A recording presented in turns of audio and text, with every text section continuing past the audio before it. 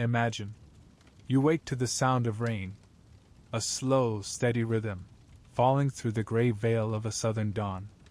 The air is heavy, thick with smoke, the scent of wet earth, and something else beneath it, sorrow. Before you, the land stretches wide and endless. The horizon blurs, as if the world itself has forgotten where it begins and ends. Broken wagons lean like bones half buried in mud. Torn fabric flutters from their sides, red, blue, white, faded by weather and grief. Somewhere nearby, a child cries. Somewhere else, a voice hums low, a tune meant to comfort, but it breaks midway, like breath giving out. You stand in the middle of that silence, and for a long moment, the only sound left is the rain, soft, relentless, as if the sky itself cannot stop weeping. This is not the frontier. Not the wild land of legends and brave settlers. This is a road of exile, 1,000 miles long, carved not by choice, but by command. They called it the Trail of Tears. And tonight we walk it. The story begins long before the march. Long before soldiers tore families from their homes, before treaties were betrayed with ink still wet on the page. It begins with a land, green, vast, alive. The rivers of Georgia ran clear through forests of hickory and oak. The soil was rich, and in the spring, it turned soft beneath bare feet. Deer drank from streams that shimmered like silver, and smoke from clay chimneys curled lazily into the morning sky. This was home to nations who had lived here for centuries: the Cherokee, the Choctaw, the Chickasaw, the Creek, the Seminole. 5 great nations who called themselves Anigadawagi, Choctaw, Chickasaw, Muskogee, and Seminole. Their towns had names that rolled like song: New Ecota, Tuscahoma, Okmulgee. People rose at dawn to feed animals, to tend cornfields that stretched toward the tree line. Children learned stories by the fire, stories of rivers that were once people, of mountains that watched over them still. There were laws here. Schools, councils, courts. A world of order, not chaos. And above all, there was peace. Close your eyes for a moment. Hear the morning inside a Cherokee village. The sound of an axe splitting wood. The call of a mother. Come eat! Smoke from the cook fire curling through beams of sunlight, carrying the smell of beans and corn and deer meat roasting slow. The elders sit in the shade, their hands rough, their faces weathered but calm. Children chase each other through the dirt, laughter echoing like the song of birds. This is not the wilderness. This is civilization, older than the flag that will soon fly over it. But the world outside their forests is changing. Across the mountains, white settlers push west, hungry for land, rich soil, gold, rivers. They bring wagons, laws, and paper promises. To Washington, these native nations are obstacles. But to themselves, they are guardians of land, of memory, of something sacred that cannot be owned. In the 1820s, the Cherokee Nation thrives. They build schools taught in both Cherokee syllabary and English. They print newspapers, the Cherokee Phoenix, and they write a constitution modeled after that of the United States. They believe, perhaps naively, that understanding the white man's system will protect them from his hunger. But history has no mercy for innocence. The rain begins again. You can hear it, a low murmur on the leaves, whispering of what's to come. Because soon, the sound of rain will be replaced by the sound of boots. Imagine a council fire burning low. Around it, men and women speak softly. They are proud people, but fear hangs in the air like smoke. To the west, word spreads of land already taken, Creek villages burned, Choctaw forced to sign away their home for land in the distant Arkansas Territory. The message is clear.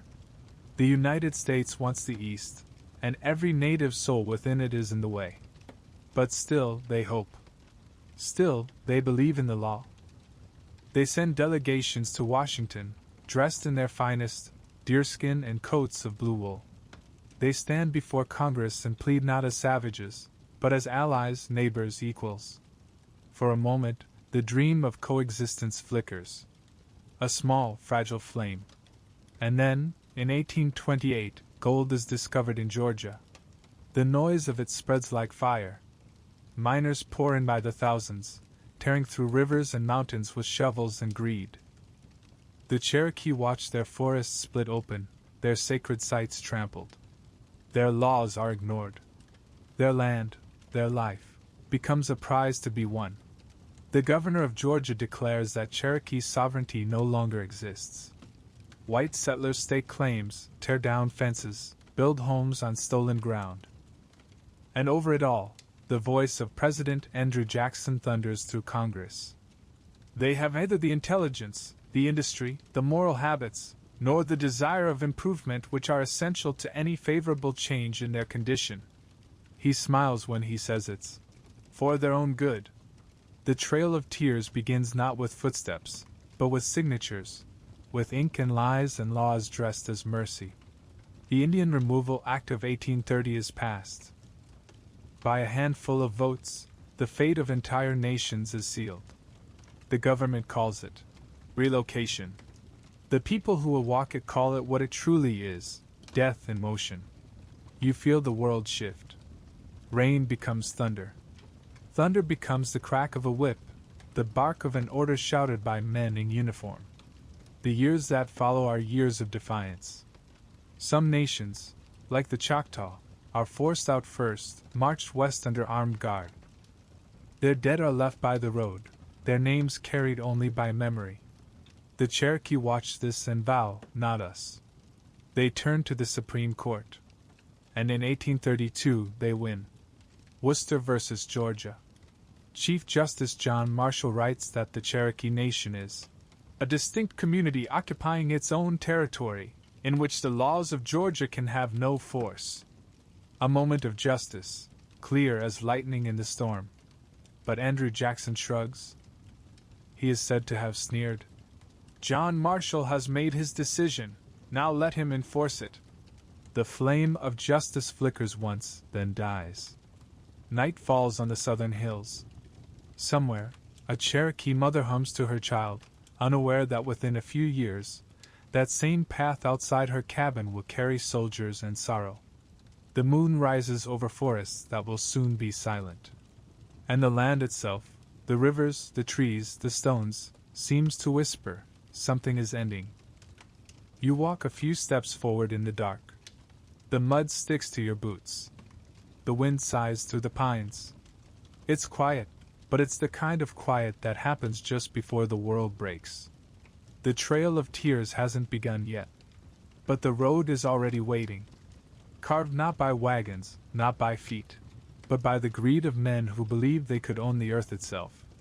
And beneath your feet, the soil hums with all that will come, the cries, the prayers, the unmarked graves. A road of no return. A road the earth will never forget. The wind doesn't stop as we move onward. It sighs through the trees, carrying with it the scent of wet earth and wood smoke. The road behind fades into the mist, the road that will one day become the trail. Ahead, another path opens softer, lined with the hum of crickets and the steady heartbeat of a people who have not yet been broken. Before the grief, before the soldiers, before the march, there was harmony. A balance so intricate, so quietly profound, that it seemed the land itself had shaped them from its own breath. Let's step into that world. Not as observers of tragedy, but as guests in a living nation. You can almost hear it, the first morning songs rising from the river valleys. The low murmur of water turning over smooth stones. The soft rustle of corn leaves, whispering in the summer air. It is the early 1800s, and the southern woodlands are alive with the laughter of the Cherokee, the Choctaw, the Chickasaw, the Creek, and the Seminole. They call themselves the people. Not tribes, not remnants, not curiosities. Just people. Each nation, a world unto itself. Each with its own rhythm, its own laws, its own prayers that rise with the dawn. Come closer. The first village appears through the mist, nestled beside a river that glints silver under the sun. Smoke rises from the center, not from destruction, but from hearth fires, from kitchens alive with the smell of hominy, squash, and game meat roasting over stone hearths. Children run past, their laughter sharp as bird song. Women tend gardens thick with beans and corn. Men carve tools, repair canoes, weave baskets that will carry grain through the coming winter. Here, everything has its place. Nothing is wasted. Nothing is without purpose. You can hear the rhythm of axes in the distance, not for conquest, but for building. Homes of timber and clay, roofed in bark and reeds. Not crude huts, but sturdy dwellings, clean, warm, alive with color. At the center of the village stands the council house, its doorway open to all.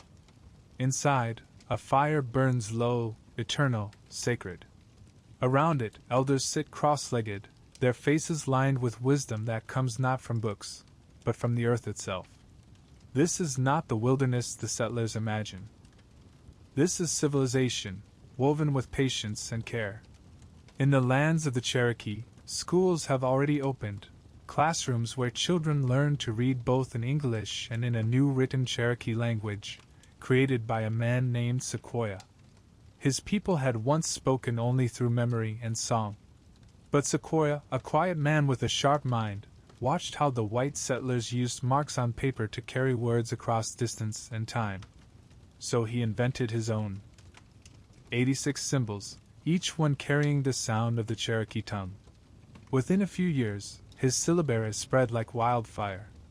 Grandmothers who had never held a pen learned to write letters to their children. Councilmen recorded laws, poets wrote prayers, and for the first time, their language, their soul, could live on the page. The first native newspaper in the Americas was born, the Cherokee Phoenix. Printed in both English and Cherokee, it carried news, debates, and declarations of a nation determined to exist with dignity. Think of it, ink pressed into paper deep in the forests of Georgia, a voice rising from the land itself, saying to the world, "We are here. We think. We build. We belong." Further south, in the Choctaw lands, farms stretch wide and green across the valleys.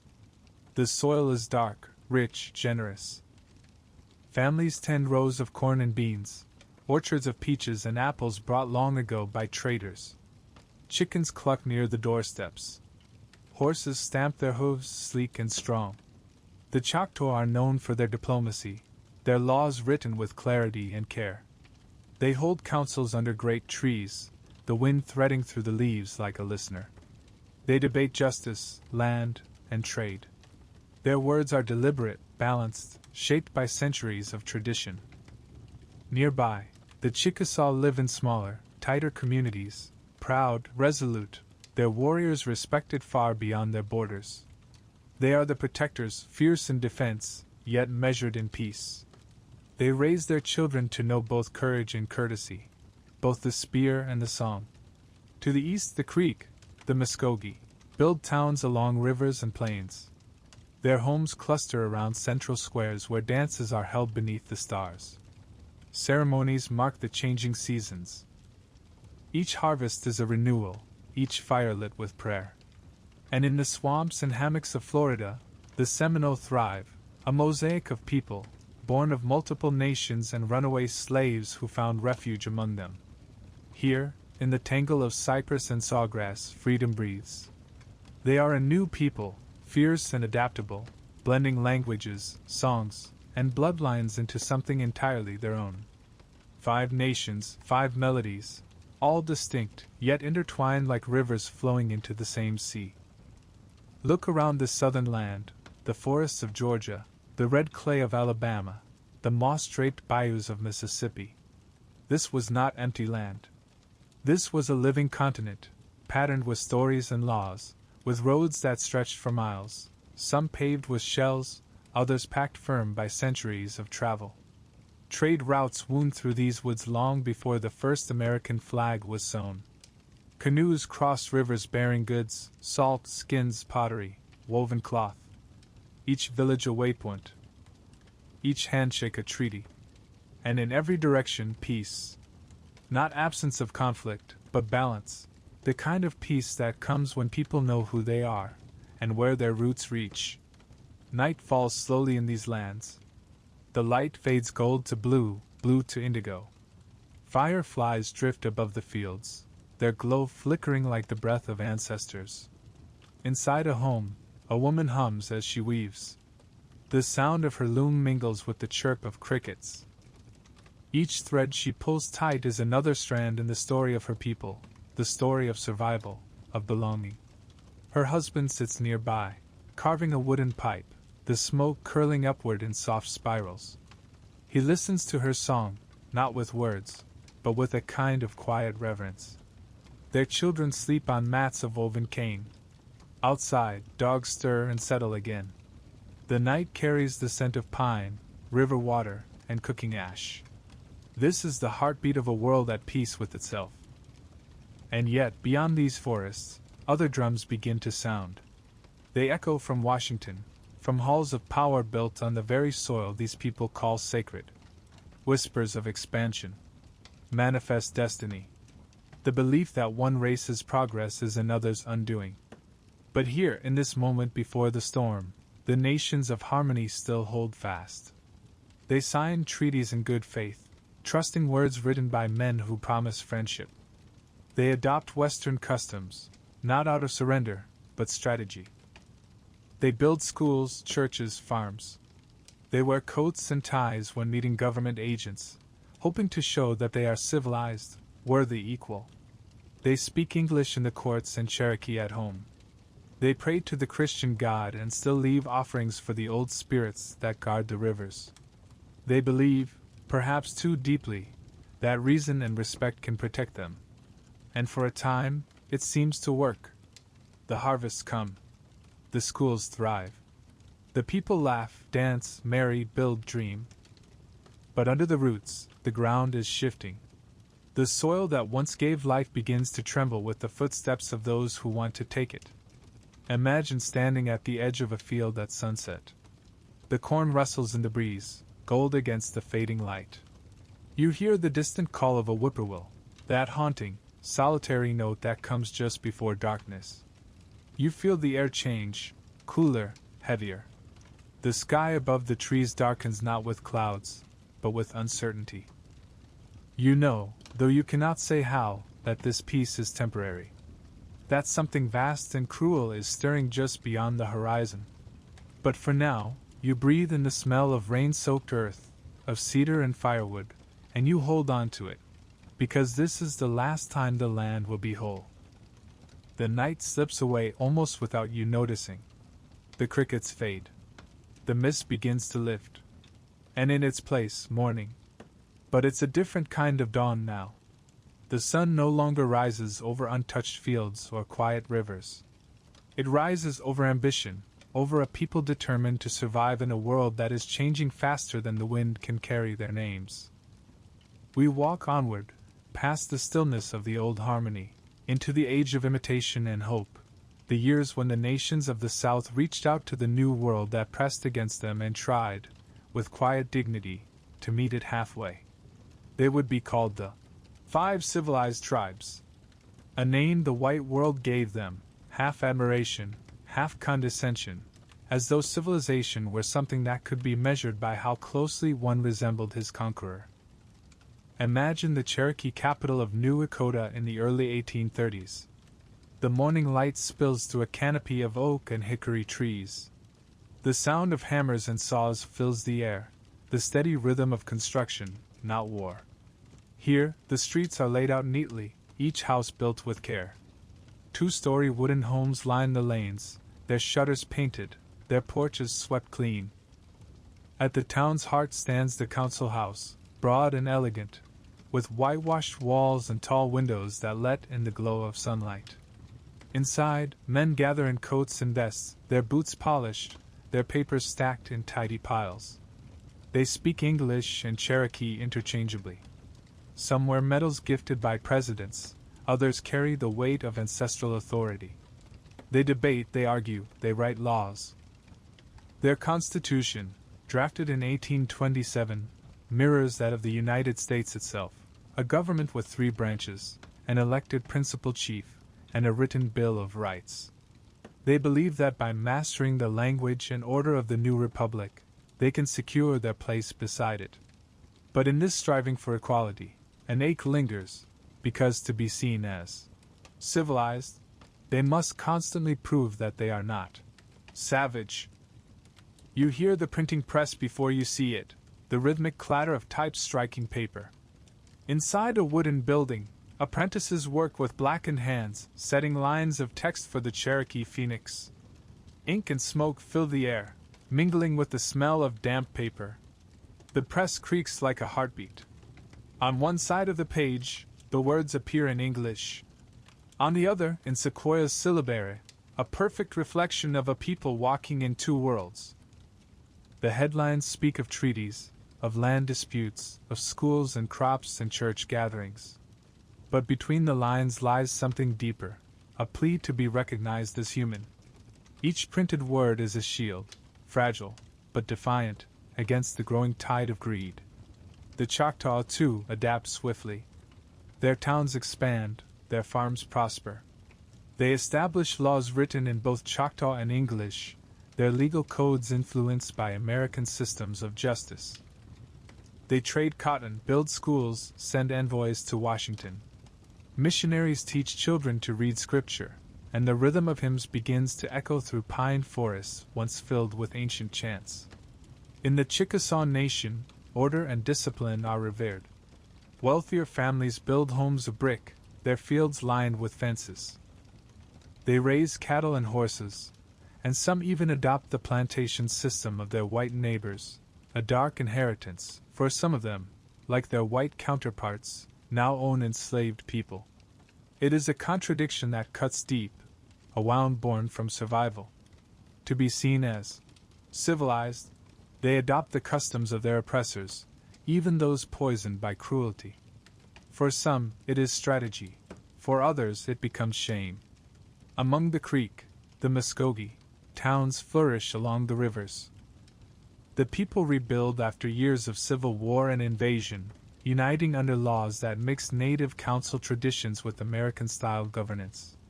They hold agricultural fairs, wear linen shirts and waistcoats, and send their sons to mission schools. Their daughters learn both to weave baskets and to read psalms in English. And in the swamps of Florida, the Seminole, born from refugees and rebels, grows strong in their defiance. They trade with the Spanish, fight off raiders, and keep their autonomy alive with a mixture of cunning and endurance. They know that peace with America is fragile, but they cling to it all the same. You walk through these lands and see progress everywhere. Plows instead of hoes, books instead of oral tales, churches rising where once the council fires burned. To outsiders, it looks like proof that the Indian can be reformed. To those within, it is something else entirely, proof that they can thrive on their own terms. They believe they have built a bridge between two worlds, that respect will follow effort, that coexistence will be enough. And for a fleeting moment, it almost seems possible. Picture an autumn evening in New Dakota. The sun dips low, the fields glow gold. A school bell rings in the distance, and the children, their voices loud and clear, recite lessons, half in English, half in Cherokee. Inside a nearby home, a mother sits by the fire, reading from a small leather-bound book, the New Testament, translated into her own language. She mouths the words softly, proud that her people can now hold their prayers in writing. Her husband returns from the council house, his face tired but satisfied. Another meeting concluded. Another day where they have spoken to government agents not as subordinates, but as equals. He kisses her brow, and for a moment there is peace. Outside, the forest hums. The air smells of hickory smoke and freshly turned earth. Everything seems stable. And yet, under that quiet, the earth trembles. Because even as the Cherokee plant new seeds of civilization, others in Washington are plotting how to uproot them. In 1828, gold is discovered in the hills of Georgia. White settlers flood in like locusts, their eyes bright with hunger. They trespass on Cherokee land, tear down fences, dig into sacred ground with shovels and greed. And the state of Georgia, unwilling to restrain them, instead declares war, not with soldiers, but with paper. They passed laws stripping the Cherokee of their sovereignty, forbidding their councils, their courts, even their right to testify in court against a white man. Missionaries are arrested. Schools are shut down. Land is surveyed and divided, before it has even been taken. It is not chaos. It is theft disguised as policy. And all the while, President Andrew Jackson watches from Washington, silent, smiling. He calls them children.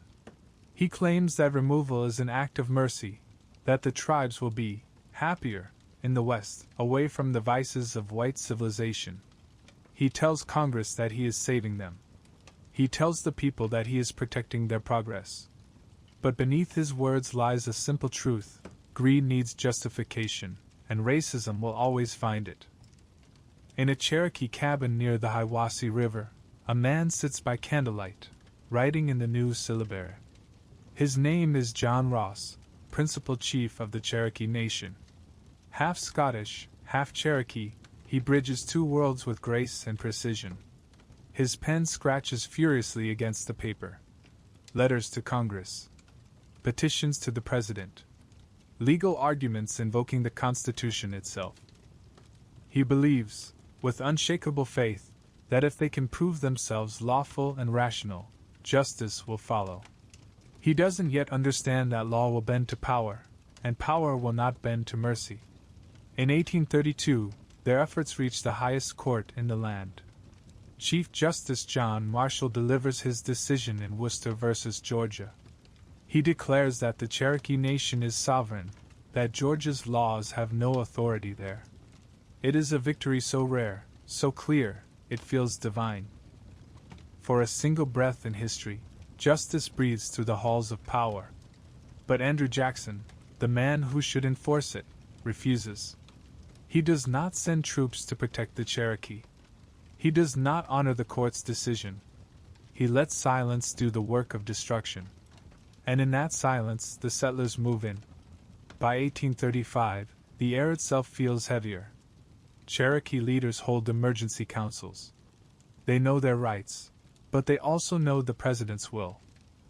The government begins negotiating with anyone willing to sign away the nation's land. Most refuse. But a small group, desperate and divided, meets in secret at New Echota. They sign a document, the Treaty of New Echota, ceding all Cherokee land east of the Mississippi. They do it without the consent of their people, without the authority of their council. They believe they are saving their nation from total destruction. Instead, they have written its death warrant. When the treaty is ratified, only a fraction of the Cherokee population supports it. The rest call it what it is, betrayal. But the United States calls it legal. And so, the illusion of civilization shatters. The schools, the farms, the newspapers, the constitutions, none of it matters. The ink of the treaty has more power than all their progress combined. The same hands that once built presses now pack belongings. The same teachers who taught children to read now weep as soldiers tear down their schools. The same lawmakers who believed in justice now sit in silence, watching as wagons roll in from the east. Civilization, it turns out, was never the shield they hoped it would be. To those who wanted their land, it was merely proof that they could live without it. The sound of hammers fades. The press stops. The fires in the council house burn low. And as the wind sweeps through the empty streets of New Echota, you can almost hear a whisper rise from the abandoned walls. We did everything they asked. We learned their ways. We lived in peace. And still, they took it all. The sun dips once more behind the Georgia hills, casting long shadows across the land. The roads that led to trade and progress now lead elsewhere, westward, through forests and rivers and mountains. The path is long. The soldiers are coming. And as night falls again, the name, civilized, becomes hollow, a cruel echo of a promise that never meant protection, only pretense. The wind grows colder. The rain begins to fall again. And from the darkness beyond the fields, The faint clatter of hooves approaches, slow, deliberate, final. The next sound we hear will be the knock at the door, the bark of orders, the gathering of families in the night. It is 1838. The illusion has ended. The removal is about to begin. The rain hasn't stopped. It falls now in a steady, ceaseless rhythm, like the heartbeat of something ancient and grieving. You walk through it, down the muddy road that winds past the ghost of New Dakota, past shuttered homes, empty schools, silent printing presses. The ink has dried. The laws have failed. And the gold still gleams. For it was gold that poisoned everything, that turned brother against brother, justice into farce, and the land itself into a currency for men who had never learned to see it as sacred. It began, as so many tragedies do, with a rumor. In the winter of 1828, a handful of white settlers in northern Georgia claimed to have found gold in the hills along the Etowah River. They came with pans and shovels, their eyes burning with the fever of discovery. By spring, the hills were crawling with prospectors. By summer, it was chaos. The Cherokee called it Dahlonega, the yellow place. But to the miners, it was El Dorado. They tore open the mountains, clawed at the riverbeds, dug trenches through fields where corn had grown for generations. They trampled sacred ground, desecrated burial mounds, and polluted streams with mud and mercury. Every shovelful glittered with promise. Every discovery whispered the same lie, that gold justified everything. Close your eyes and imagine it. The thunder of picks striking stone. The shouting of men drunk on hope and whiskey. The stink of sweat, gunpowder, and greed. Everywhere, tents and shanties sprang up overnight. Fires flickered on the hillsides, lighting the faces of men who hadn't slept in days. They came from Carolina, from Alabama, from New York, from everywhere. The hunger for wealth burned stronger than decency. Some brought families. Others brought guns. All brought arrogance. They built a rough settlement and called it Auraria, Latin for place of gold. They carved paths through Cherokee farms, cutting fences, burning homes when anyone dared to resist. When the Cherokee protested, the governor of Georgia shrugged. The gold, he said, belonged to Georgia, and so did the land beneath it. By 1830, the rush had consumed everything. An estimated 9,000 miners dug through Cherokee soil. Imagine what that must have felt like, watching strangers swarm across the land of your ancestors, your cornfields turned into pits, your rivers running red with silt. The Cherokee leaders sent appeals to Congress, to the president, to anyone who might listen. They cited treaties, laws, morality. But the men in Washington were not listening. They were counting. President Andrew Jackson, hero of war, champion of expansion, saw opportunity. To him, the discovery of gold was not tragedy but confirmation. Proof that Providence, that invisible hand of destiny he so often invoked, was pointing westward. He told Congress that the native nations were an impediment to progress, that their removal would open a vast region to cultivation. Behind his words was a simple arithmetic: 5 nations, millions of acres, countless fortunes waiting to be claimed. He did not speak of the cost, the dead, the hunger, the heartbreak. He did not need to. The language of greed has always been fluent in silence. Georgia wasted no time turning words into action. The legislature passed the Land Lottery Act, a grotesque lottery in which white citizens could pay a small fee for the chance to win a parcel of Cherokee land, land that wasn't theirs to claim. Families lined up in courthouse squares as if for a festival. Children clapped and cheered as names were drawn from drums, each slip of paper granting ownership of someone else's home. Picture it: a farmer's field in Cherokee Nation. A white man arrives, paper in hand, armed with a rifle and a grin. He holds up the document like divine permission. "This is mine now," he says. And the Cherokee farmer, who has tilled that soil, buried his parents there, raised children beneath the same trees, has no defense but his dignity. The law does not see him. The land does not belong to him anymore, not in the eyes of the new America. The gold rush grows. The noise of digging becomes the drumbeat of destruction. Cherokee homes are ransacked. Women hide jewelry and family heirlooms in clay pots buried beneath hearthstones. Elders whisper that the land is sick now, that the spirits of the rivers have turned their faces away. Some of the younger men talk of fighting back. Others say to wait, that justice will come through the courts. And for a while, hope lingers. Because the Supreme Court does speak, it declares that the Cherokee are a sovereign nation, that Georgia's laws have no authority there. But the miners keep digging. The soldiers keep coming. And Jackson keeps smiling. He justifies it with scripture, with politics, with paternalism. He tells the world that he is saving the native nations from extinction, relocating them to a better land, beyond the Mississippi. He calls it benevolence. But his policies are born of something older, darker, a faith in the myth of progress that feeds on other people's lives. He says removal will prevent their destruction. He doesn't see that removal as their destruction. Imagine being a Cherokee mother during those years. You wake before dawn, light the fire, knead bread. Your children sleep, their faces soft in the glow of embers. Outside, the sound of hammers echoes from a nearby camp of miners. You step to the doorway, and your eyes travel to the hills where your father hunted deer, where your mother gathered herbs for medicine. Now, the forest is scarred, stripped bare, the trees felled, the ground torn open like a wound.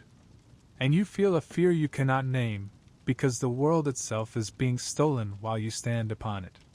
You whisper a prayer in your language, asking the spirits to protect your family. But even the air feels foreign now, heavy with dust, filled with voices that speak your death like business. In the council house, leaders gather. They speak in low voices, the firelight flickering across faces hardened by exhaustion. Chief John Ross sits at the center, his hands clasped, his expression carved from stone. He knows the law is on their side, yet the soldiers continue to advance. Across from him sits Major Ridge, tall, proud, thoughtful. Once an ally, now uncertain. He has seen the future, and it terrifies him. He whispers that maybe, just maybe, they must yield, sign away the land, accept removal before worse comes. Ross stares into the fire. This land is not ours to sell, he says quietly. It belongs to those who came before and to those not yet born. The fire cracks. The silence deepens. Outside, the rain continues to fall, steady, merciless. They do not yet know that this disagreement will one day divide their nation forever. Meanwhile, in the hills, miners strike new veins. They name their claims. Providence, liberty, fortunes rise. They name their dogs after the chiefs whose people they are displacing. The irony is lost on them. Each shovelful of earth holds not just gold, but memory, the dust of generations, the remains of ancestors. They sift it through their fingers without knowing. And as they dig, they uncover fragments, arrowheads, beads, bits of pottery. To them, these are curiosities. To the Cherokee, they are sacred, the touchstones of 1,000 years. But reverence is a language greed cannot speak. The newspapers in Georgia call the gold rush a triumph of enterprise. They print cartoons mocking native leaders, calling them children of idleness. They speak of progress and destiny. In Washington, senators toast to expansion. In Georgia, preachers bless the miners before they descend into the pits. And in the Cherokee Nation, families begin to vanish, not yet to the west, but into the woods, hiding from the patrols that burn homes and seize land under the pretense of state law. The nights are filled with smoke. The rivers carry ashes. And somewhere in the hills, a child cries because she can no longer remember which part of the forest was home. By 1835, the fever has consumed the country. Gold fills pockets. Land fills ledgers. The Cherokee are surrounded, by settlers, by soldiers, by the ticking clock of inevitability. The Treaty of New Echota will soon be signed in secret. And when it is, every glint of gold in these hills will be paid for in blood and sorrow. The greed that began as a shimmer in a riverbed will become the river itself, wide, unstoppable, devouring everything in its path. But for now, the hills are still. The sun sets over the diggings, painting the torn earth red. The miners head to their tents, singing songs of fortune. And in the distance, a Cherokee elder kneels beside a dying fire, pressing his hand to the ground. He whispers a single line in his language, soft, mournful. The land remembers who it belongs to. The wind shifts. The flames flicker. And in that faint, trembling light, you can almost see the future approaching, soldiers on horseback, orders in hand, the shadow of a march stretching west across the continent. The gold glitters still in the dirt, but it no longer looks beautiful. It looks like teeth. The rain softens into mist as dawn creeps over the hills of Georgia. The gold fields lie quiet now, scattered with abandoned tools, spent fires, and the hollow echoes of greed. But while the miners sleep, far away in Washington, a different kind of digging is underway, one that needs no shovels, only pens. And if you listen closely, beneath the polite murmurs of Congress, you can still hear the same hunger, the sound of men burrowing into law to carve out a justification for taking what isn't theirs. The year is 1830, and the earth itself seems to hold its breath. In the grand halls of the U.S. Capitol, everything gleams, polished floors, chandeliers blazing with oil light, marble columns reaching upward like frozen trees. Men in black coats fill the chamber, their voices low but sharp. They are debating the Indian Removal Act. To one side, those who call themselves patriots, Jackson's men, expansionists, speculators, and dreamers of empire. To the other, a handful of dissenters, Quakers, reformers, abolitionists, and those rare souls who still believe that the word treaty should mean something. The galleries are crowded. The air smells of sweat and candle wax.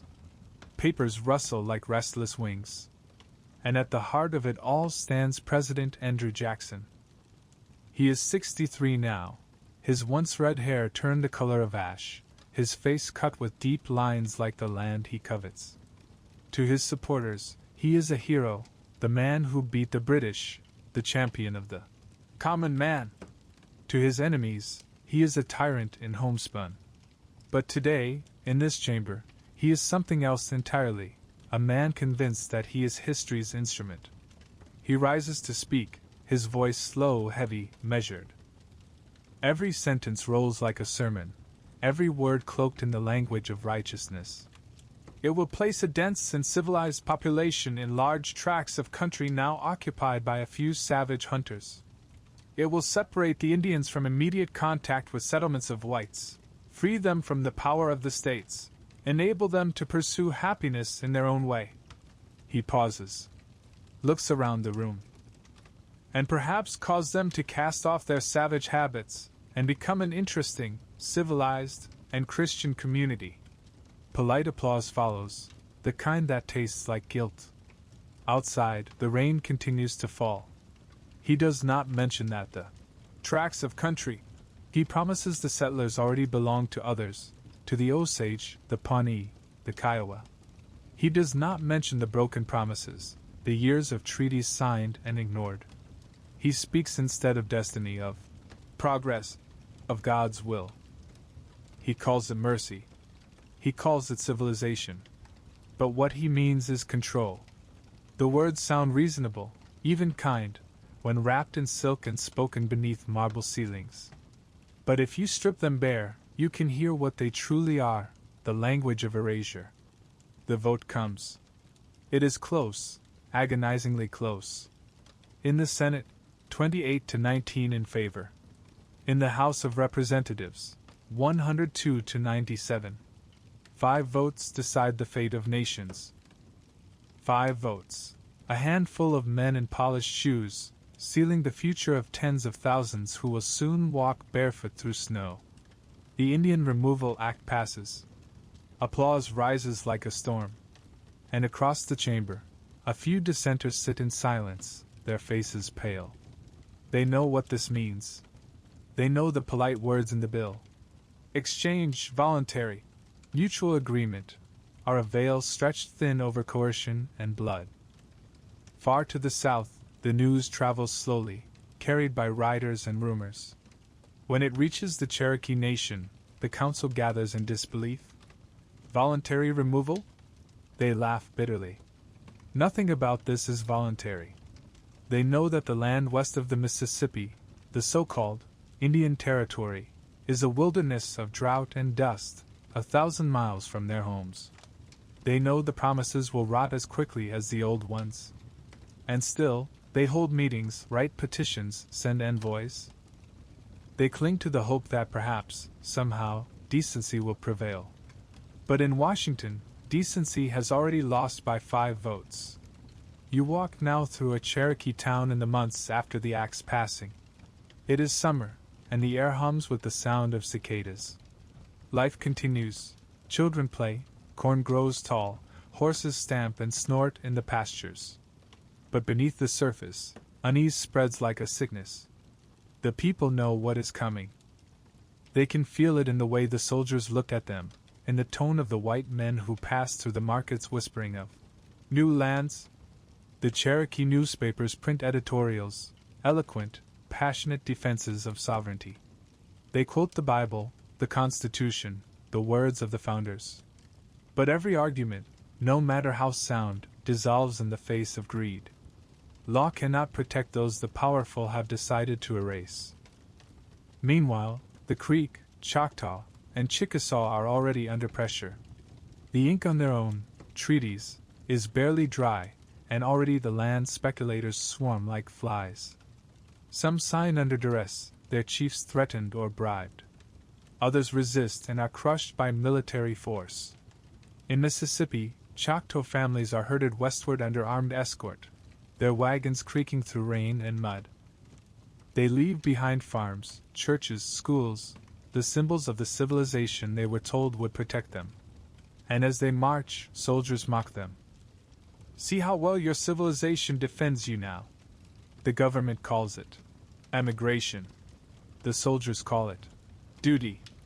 The newspapers call it the solution. But the people themselves, they call it what it is: a death march before the march. In Washington, Jackson writes letters to his advisers with satisfaction. He boasts that the policy will bring peace to the frontier.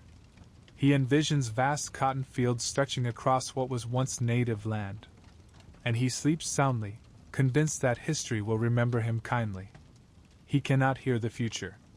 He cannot hear the cries of the mothers who will bury their children in frozen mud. He cannot hear the silence of nations erased from the map. Imagine standing before the White House in 1830. The air smells of spring rain and horse sweat. Men in top hats stroll across the lawns, their boots gleaming. Somewhere inside, the president sits at his desk, signing the bill with a firm, unhurried hand. Outside, the sky rumbles, not thunder, not yet, but something older, angrier. The clouds roll in from the west, heavy and gray, carrying with them the scent of the storm that is coming. And far from Washington, in a small Cherokee schoolhouse, a teacher stands before her students, reading the latest issue of the Cherokee Phoenix. Her voice trembles. She reads aloud the line that will soon change everything. The Congress of the United States has passed the Indian Removal Act. The children do not fully understand. They glance at one another, whispering, wondering why their teacher has gone so quiet. She sets the paper down, closes her eyes, and listens to the rain tapping softly against the roof. She knows what the words mean, even if the children do not. It means the land beneath them has been sold by men they will never meet. It means the river outside will soon carry strangers' wagons instead of fish. It means that one day, these children will walk until their feet bleed, and no one in power will call it wrong. Across the South, whispers turn to orders. Surveys begin. Military officers arrive to prepare the transition. They speak politely at first. temporary camps, registration lists, relocation assistance. But behind their smiles lies the same cold authority that once wore armor and carried muskets. The Cherokee Council protests, demanding to meet with the president. Their petitions are ignored. Their letters returned unanswered. The machinery of removal is already in motion. By late 1831, the first groups of Choctaw begin their forced migration westward. The government provides little food, no medical aid. Thousands die on the journey, from disease, exhaustion, and exposure. One witness, a soldier, later writes, "They walked in silence, no songs, no crying. Only the sound of feet in the mud. The road they leave behind is littered with graves, unmarked, uncounted. And yet, in Washington, officials call it a success. The law had promised that removal would be peaceful, that no one would be forced, that each tribe would move of its own accord. But those promises fade quickly, replaced by bayonets and orders shouted by men who have never set foot in the homes they destroy. By the mid-1830s, the path west is soaked with tears, Choctaw, Chickasaw, Creek, Seminole. And still, the Cherokee remain. Still, they resist. Their time will come soon enough. The Indian Removal Act is now 6 years old. The fields of Georgia glitter with stolen gold. The cotton plantations expand. And in the quiet towns of the Cherokee, the people wait, caught between disbelief and dread. Each sunrise feels heavier. Each whisper of wine through the pines sounds like a warning. Because everyone knows that when the government finishes with the paperwork, the soldiers will come next. And when they come, there will be no more petitions, no more courts, no more illusions of protection. Only the road. Only the march. The rain returns, steady, unending. It drums softly against the roofs of Cherokee homes, against the walls of council houses now half empty. Somewhere, a mother packs a small bundle of clothes. A father buries his tools, hoping to return for them one day. A child clutches a carved doll, not understanding why the adults keep whispering. The world has already shifted beneath their feet. And through the mist, you can almost hear the creak of wagon wheels, far off but drawing closer, the prelude to exile. 5 votes in Congress. 1 stroke of a pen. And the lives of entire nations are rewritten. The Indian Removal Act is now law. The storm is now inevitable. And as the clouds gather once more over the southern hills, the first drops fall not as rain, but as tears, the beginning of a flood that will carry everything away. The sound of rain fades into wind. The air sharpens, cool, metallic, carrying the scent of iron and pine. Somewhere in the distance, a hawk cries, a single, piercing note that cuts through the quiet like a blade through cloth. You've walked a long way through this story already. Through gold and greed, through laws disguised as mercy. And now, as the storm gathers, you step into a place where the world refuses to bow. The Cherokee Nation still stands. Bruised, cornered, surrounded, but unbroken.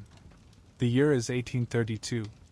And though the United States has passed its verdict, the Cherokee have not yet surrendered their soul. Imagine the town of New Echota once more, the same streets where not long ago, the printing press thundered and school bells rang. Now the doors of those buildings are barred, the windows shuttered. But behind those doors, something powerful stirs. In the council house, firelight flickers across faces drawn and defiant. Men and women crowd the benches, the smell of wet wool and smoke thick in the air. At the center stands Chief John Ross, tall, composed, his dark eyes steady beneath the candle glow. He speaks softly, but the room listens as if to thunder. "They say the law cannot save us," he begins. "Then let us remind the law of its own words." They nod, some murmuring in assent. Outside, the wind presses against the shutters, as though the very world leans in to listen. Ross continues, "We will not give them our land through fear. We will not abandon the graves of our fathers. We will fight them, not with muskets, but with the weapons they cannot silence, the pen, the court, and the truth. And with that, the Cherokee embark on one of the most extraordinary acts of defiance in American history, a legal and moral resistance that will shake the conscience of a nation, even as that nation tries to ignore it. You can almost see them, riders galloping through rain-slicked trails, carrying letters sealed in wax, petitions signed in careful script. Delegates crossing rivers, sleeping in inns where they are mocked or refused service. They are not soldiers, but they march all the same, on horseback, in wagons, on foot, bound for Washington. Their destination, the Supreme Court of the United States. Their hope, to make the highest law in the land remember the promises it has broken.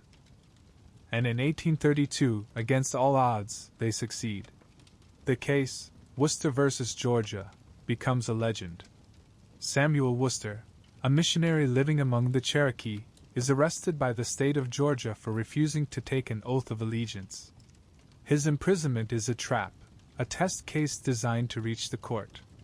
The Cherokee fund his defense. They know their fate hangs in the balance. In Washington, Chief Justice John Marshall reads the decision aloud. The Cherokee Nation is a distinct community, occupying its own territory, in which the laws of Georgia can have no force. For a moment, a single, fragile heartbeat, justice stands tall. In that instant, the Cherokee win. Their sovereignty affirmed. Their rights restored.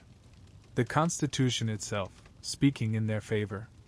In New Dakota, the council erupts in cautious celebration. Drums are beaten. Fires lit. People embrace, weeping with relief. They believe, finally, the nightmare is over. But the next dawn brings silence. Because in Washington, President Andrew Jackson shrugs.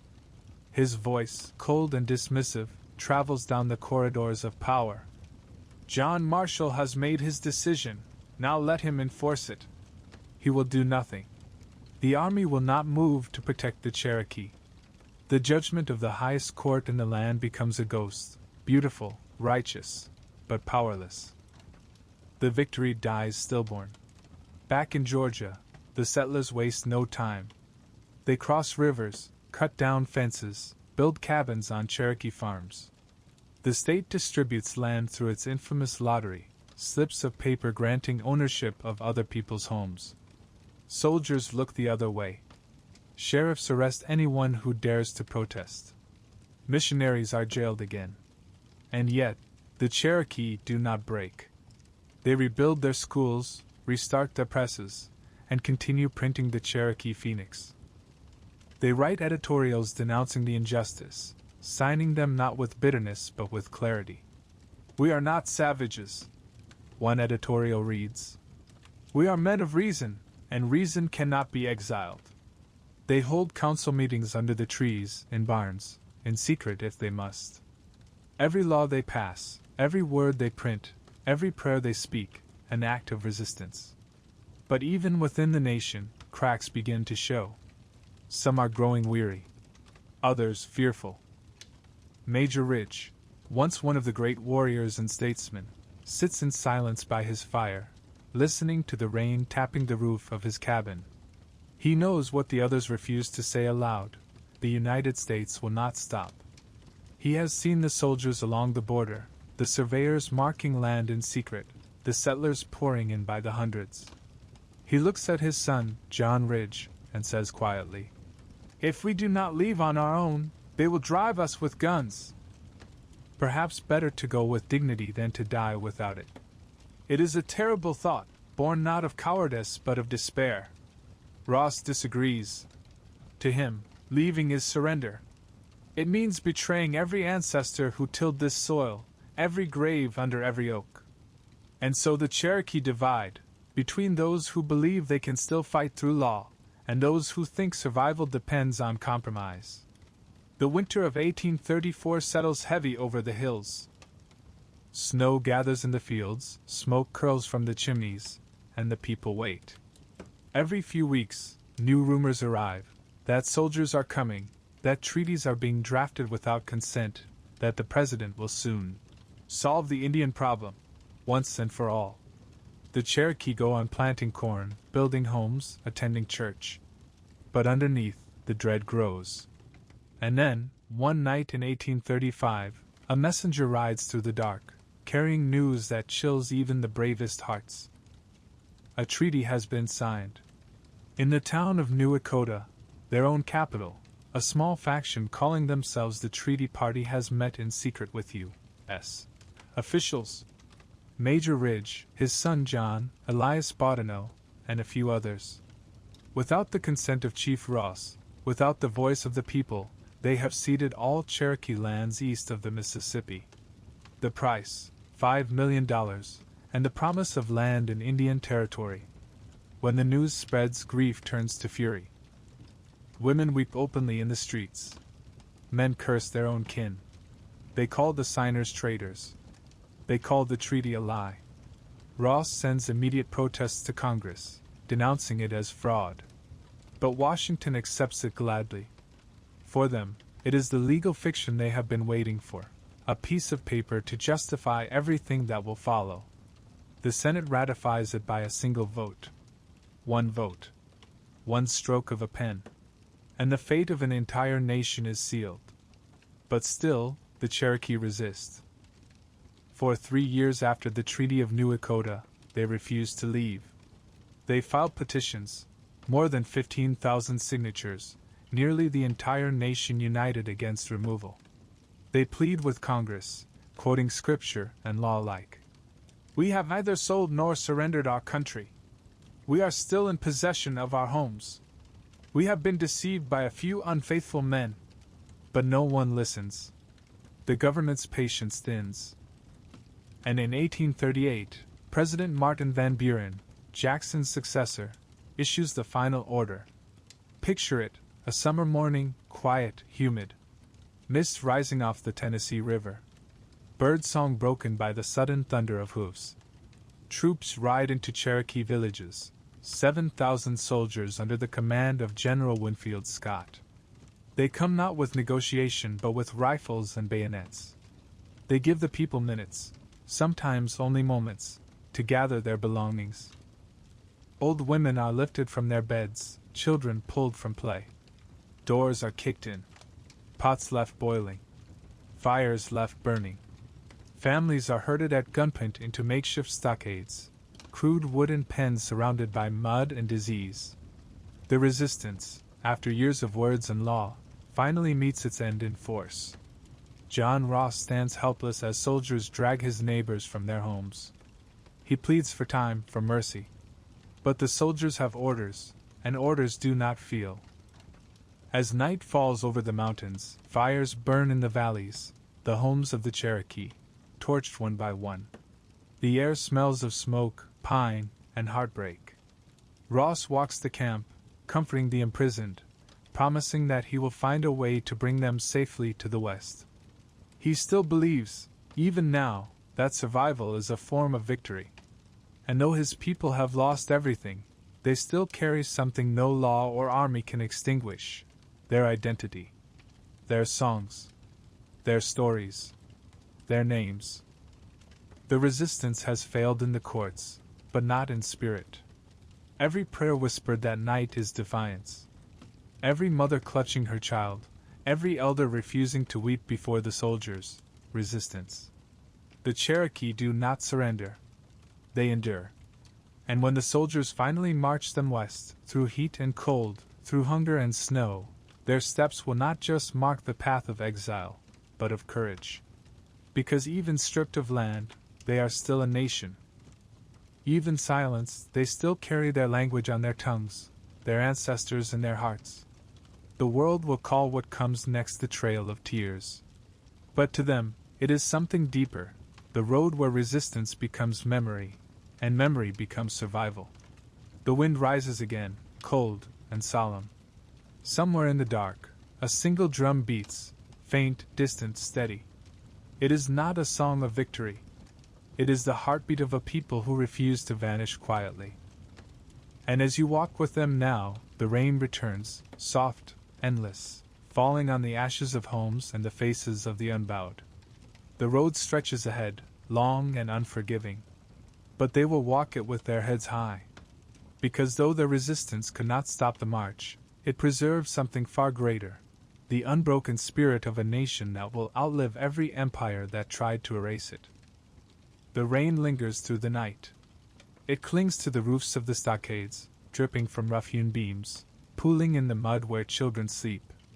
A gray dawn spreads over the valley, not a sunrise, but a dim light that seems ashamed to touch what has been done here. The Cherokee are caged behind wooden walls. The soldiers stand guard, muskets resting against their shoulders, eyes blank. And in the stillness between one drop of rain and the next, the word that hangs heavy in every heart is betrayal. It began long before the soldiers came. It began in silence, in secret meetings and quiet signatures, in words written on paper that would undo everything generations had built. The year was 1835. The place, New Echota, the capital of the Cherokee Nation. The fire in the council house had burned low that winter, its light flickering on the faces of men who carried the weight of two worlds.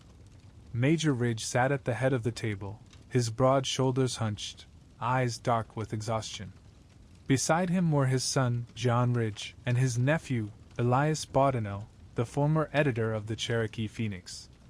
The men around them argued in whispers. Some said the fight was over, that Jackson's army would come no matter what the courts or the people said. That the only choice left was how, not whether, they would lose their homeland. Others, loyal to Chief John Ross, refused to speak of surrender. They believed that law and faith still had power, that God would not let such injustice stand.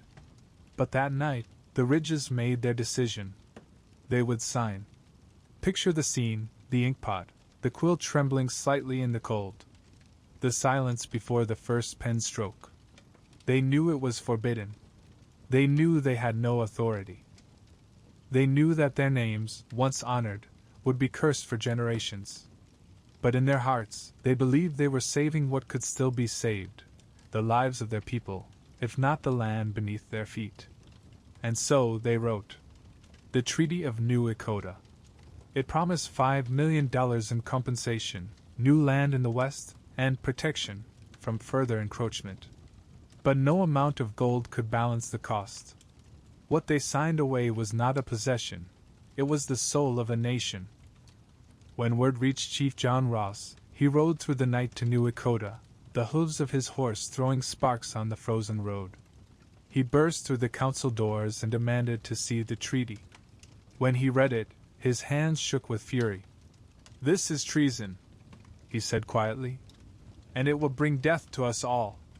He gathered signatures, 15,000 of them, from nearly every Cherokee man, woman, and elder, denouncing the treaty as fraud. He sent it to Washington with a plea for justice. But the Senate saw only opportunity. By a single vote, 31-15, they ratified the treaty. A single vote. A single drop of ink. And the homeland of the Cherokee became government property. Betrayal rarely happens in thunder. It happens in whispers, in documents, in polite applause from men who call themselves civilized. In Washington, officials congratulated one another on a peaceful resolution. In Georgia, settlers celebrated, the land lottery opened, and white families claimed Cherokee farms as prizes. And in the Cherokee Nation, the people looked upon the faces of those who had signed and saw not saviors, but executioners. The years that followed were filled with a silence that felt like grief wearing armor. The Cherokee tried to carry on, to teach, to plant, to pray, but trust had been severed like a branch from a tree. The Ridges and their allies lived apart, guarded by those who still called them brothers but could not forget their signatures.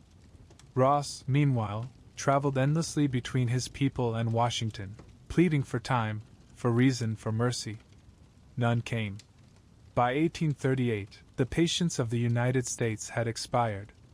General Winfield Scott was given his orders: round them up. The soldiers came in May. Thousands of them, marching through the mountains with muskets gleaming and orders folded neatly in their belts. They came at dawn, at dinner, at prayer. They broke into homes, dragged families from their doorways. They herded entire villages toward wooden stockades built in haste, ringed with bayonets. No one was spared. Not the sick, not the old, not the newborn. In one letter, a soldier wrote, "I fought through the wars, but I never saw so much distress. The Cherokee are nearly all prisoners. Even the cry of the little children makes my heart ache." Inside the camps, the betrayal deepened. Rain soaked through the roofs. Food was scarce, moldy cornmeal, brackish water. Disease spread like fire, measles, dysentery, pneumonia.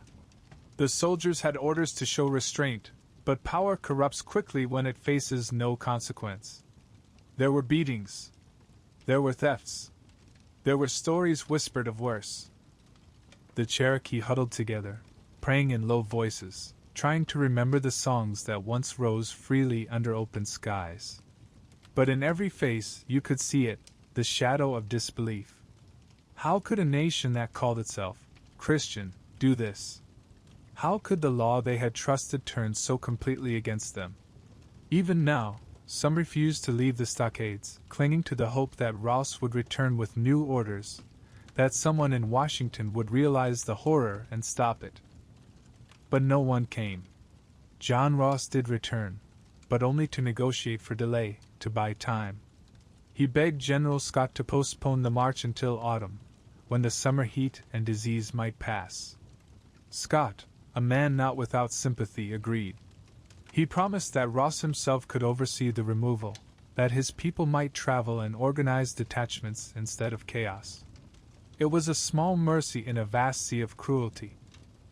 And so, through the long, fevered summer of 1838, the Cherokee waited, in pens, in barns, in makeshift tents, for the day they would be forced to walk west. But before that day came, the final act of betrayal unfolded quietly in the night. The signers of the Treaty of New Echota, Major Ridge, John Ridge, Elias Boudinot, prepared to leave early, hoping to travel before the main body. They knew what waited for them if they stayed behind. When the people realized the treaty's signers were gone, whispers spread through the camps like wind through dry grass. They have abandoned us. They have doomed us. And though the law would soon take their homes, the Cherokee people would not let betrayal go unanswered. 2 years later, long after the march had ended, justice, or vengeance, came for them. Major Ridge was ambushed on the road, shot from his horse. John Ridge was dragged from his bed, stabbed repeatedly. Elias Boudinot was struck down outside a mission in Indian Territory, killed before he could speak a word. The blood that stained that red earth was not just theirs. It was the blood of a nation torn in two. But that reckoning still lay ahead.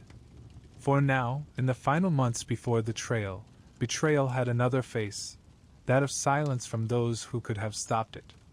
In Congress, no one spoke. In churches, preachers sermonized about God's plan. In newspapers, editorials praised the orderly relocation of the Cherokee. It was as if the world had agreed to look away. And so, when the gates of the stockades finally opened, and the soldiers began to shout orders, "Line up! Form ranks! Keep moving!" no one beyond those fences heard the sound. Only the wind carried it. Only the earth remembered. Imagine standing there in that first column, your family beside you, your home behind you. The soldiers' voices echoing through the gray morning. The mud thick beneath your feet. A woman beside you whispers, "Maybe they will let us come back." No one answers. Because somewhere deep inside, everyone already knows, there is no return from this. The betrayal is complete. As the first wagons creak forward, a low wail rises from the crowd. It is not a scream, not a cry of defiance. It is a sound older than language, the sound of a world ending quietly. The soldiers look away. The settlers watch from their porches, silent, their fields planted with stolen corn. And the rain begins again, soft, unrelenting, washing over faces, over footprints, over the land that will never again be theirs. By the time the column disappears into the trees, only the empty stockades remain, the smell of wet wood and ash, the faint echo of voices carried away by wind. Betrayal has done its work. It has emptied homes, silenced justice, and turned neighbors into executioners. But as the road stretches west, and the people begin their march into exile, one truth endures: that even betrayal cannot erase memory. The earth beneath every step still whispers their names. The rivers still carry the sound of their language. And the hearts that beat within that weary procession still remember the world as it was, green, alive, and theirs. The rain hasn't yet stopped. It falls softly now, a thin gray veil over the hills, soaking into the clay roads and the splintered fences that once marked Cherokee homesteads. You can still see the prints of wagon wheels from the day before, deep grooves cutting through the mud like scars across a wounded face. The air smells of smoke and wet pine. And somewhere behind that smell, beneath it, beneath everything, lingers the faint, bitter scent of fear. It is May, 1838. And the roundup has begun. It starts quietly, like the first roll of distant thunder. General Winfield Scott, commander of 7,000 U.S. soldiers, has set up headquarters in the town of Calhoun, Tennessee. His orders are written in careful, bureaucratic language: to remove the Cherokee Indians to the west of the Mississippi in a humane and orderly manner. But words are tidy. Reality is not. Scott's officers divide the Cherokee Nation into districts. Columns of soldiers march outward in every direction, toward the farms, the villages, the river valleys. They carry muskets and fixed bayonets, their uniforms soaked dark with rain. They move before dawn, before anyone can run. Imagine the first sound: boots on wet ground, dogs barking, doors crashing open. Families wake to shouts. Soldiers swarm through doorways, rifles drawn. Children cry out, still half asleep. Old men stumble from their beds, clutching the doorframes. Women scramble to gather what they can: blankets, pots, a few handfuls of cornmeal. They are given minutes, sometimes less. A soldier shouts, "You have 10 minutes to pack." Another counts aloud, his voice cold and bored, as though reading from a list. When the clock runs out, everything left behind, furniture, tools, books, sacred objects, is taken or destroyed. By noon, the hills echo with the creak of wagons and the sobbing of those who cannot yet understand what is happening. General Scott, to his credit, tries to temper the cruelty of his orders. He issues a proclamation to his men. "Cherokees! The President has decided that you must remove. I come to carry out that decision. But you will not be harmed if you obey. Treat them kindly, and let no injury or insult be done." It is a noble instruction, but words, once spoken, dissolve quickly in the mud. Many of his soldiers are not regulars. They are state militiamen, rough, impatient, and often drunk. Some take what they want: horses, jewelry, food. Others set homes on fire after the families are marched away. And when complaints reach Scott's headquarters, the general can do little. The machine is already in motion. You walk now through one of the holding camps, one of many scattered across Tennessee, Georgia, North Carolina, and Alabama. The air is thick with the stench of sweat and sickness. Men, women, and children are crammed inside crude stockades built from logs and branches. The ground is muddy, the water fouled. Everywhere you hear coughing, murmured prayers, the restless crying of babies. They have been here for days, some for weeks, waiting for the order to march west. They have no blankets, no change of clothes. Summer heat presses down like a hand on the back of the neck. The soldiers call these places emigration depots. The Cherokee call them prisons. At one camp near Ross's Landing, a young mother kneels beside her child. The little girl's skin burns with fever, her breath coming in shallow gasps. The mother dips a rag into a puddle of rainwater and presses it to the child's forehead. She whispers her daughter's name, Amma, again and again, as if repetition might hold her to life. By morning, the child's body is still. The mother does not cry. She lifts the small body and carries it to the fence, pressing her lips against the child's hair one last time before the soldiers take her away. No graves are dug. The rain will do the burying. Stories like this spread quickly through the camps, but there are thousands now, too many to count, too many to mourn properly. They come from every corner of the old nation. From the Blue Ridge Mountains, where families hid in caves until hunger drove them out. From the valleys of Georgia, where soldiers tore open doors and ripped people from their beds. From the swamps of Alabama, where some tried to vanish into the trees but were hunted down by dogs. By midsummer, nearly 16,000 Cherokee have been gathered into camps. They wait, sick and silent, for their turn to leave. John Ross walks among them, his boots sinking in the mud. He keeps a small notebook in his hand, writing names, marking family groups, organizing the chaos the government has unleashed. He had begged for time, and won it. The initial plan to send them west in the heat of summer was suspended, thanks to his petition. The journey will wait until autumn, when the weather cools. It is a small mercy, but one that comes too late for many. Disease continues to spread through the camps: dysentery, measles, typhus. Those who die are buried in shallow graves outside the stockade walls. Ross knows the death toll. He writes it down carefully, line by line, as though each name deserves a witness, because it does. The soldiers grow restless.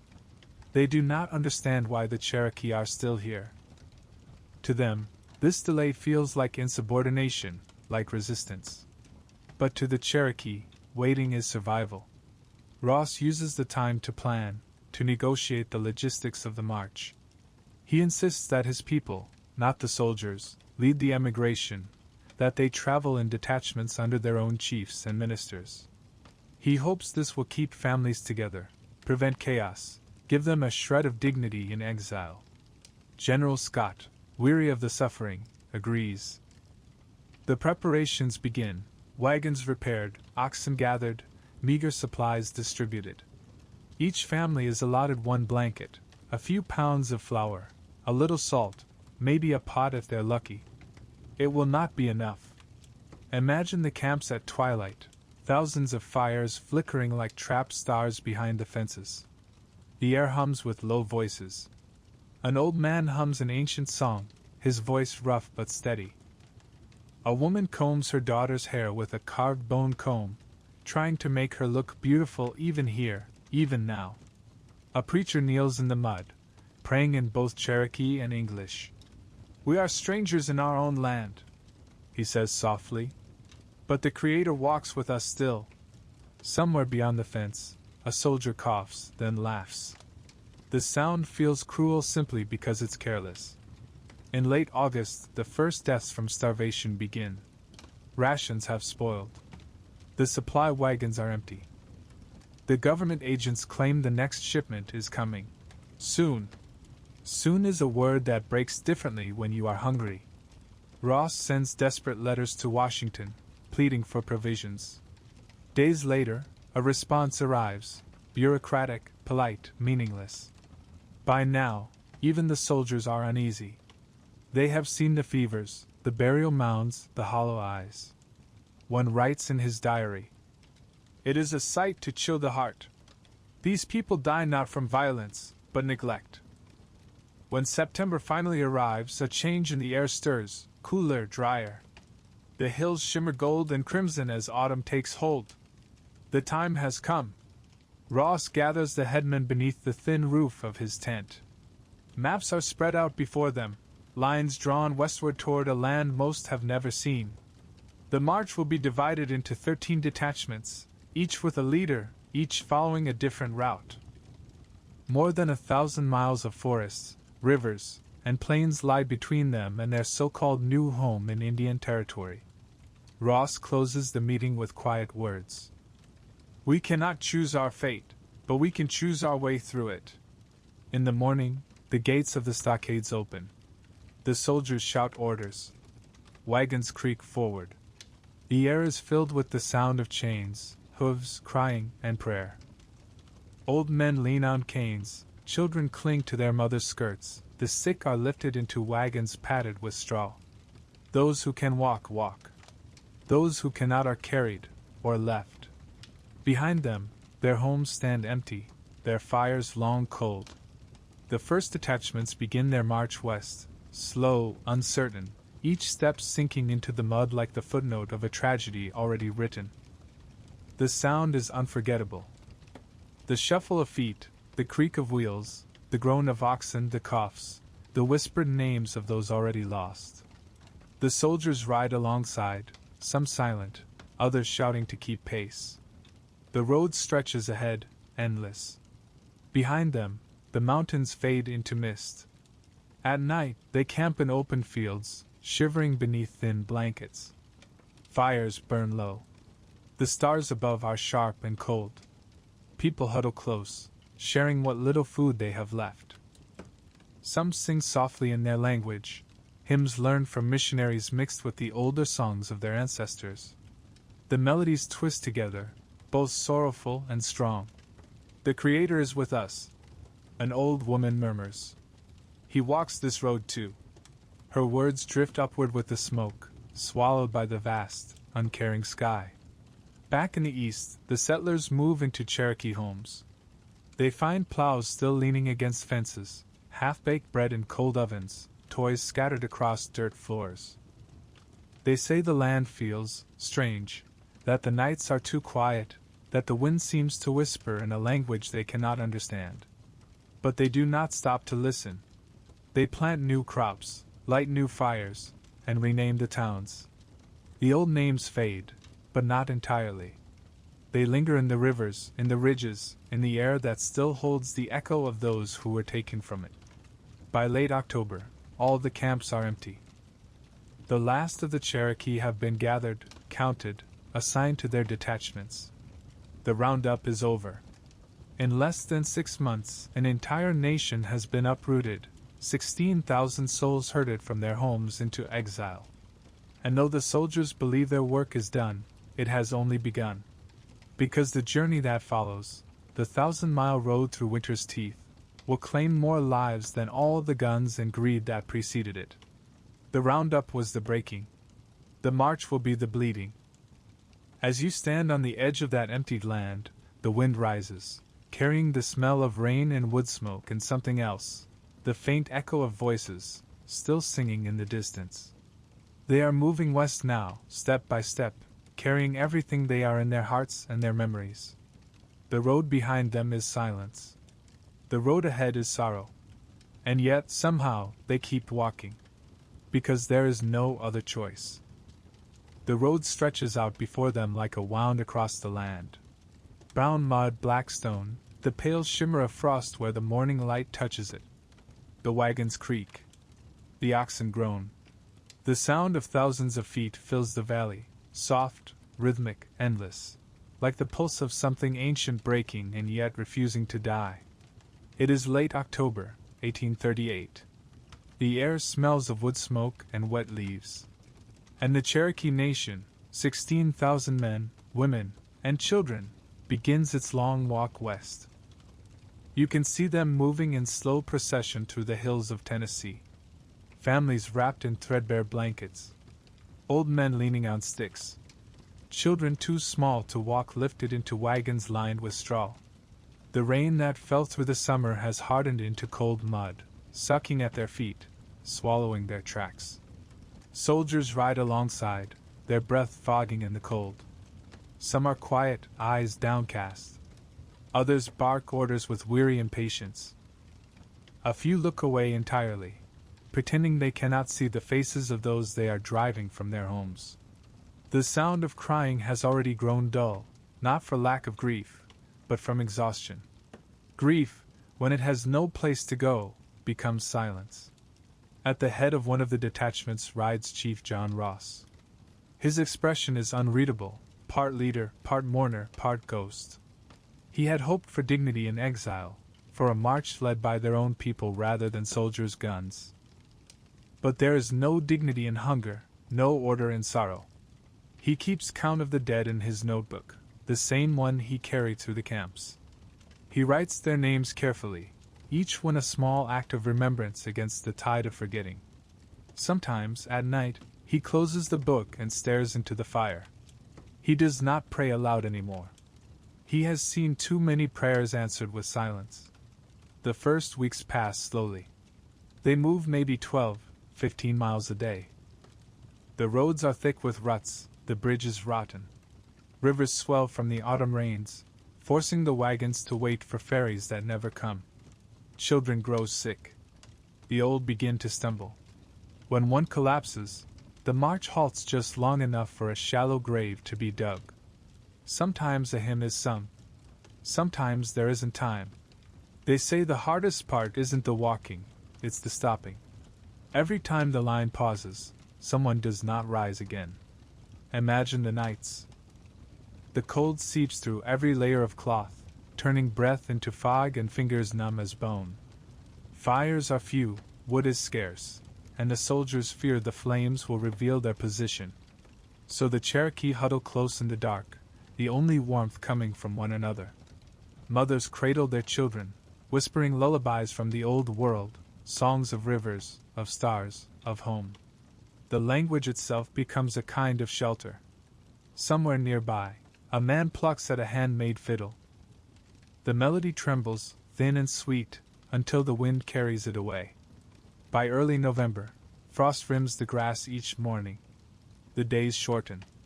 The light fades quickly, swallowed by early dusk. The march passes through towns where white settlers gather to watch. Some stand silent. Others laugh, jeering from their porches. One settler woman writes later in her diary. They passed like ghosts, barefoot and ragged. Some had blankets, some none. The soldiers marched them along as one would drive cattle. It made me ill to see it. But most people do not write anything at all. They go back inside, shut the door, and let the wind carry the sound of the march away. When they reach the Mississippi River, the real trial begins.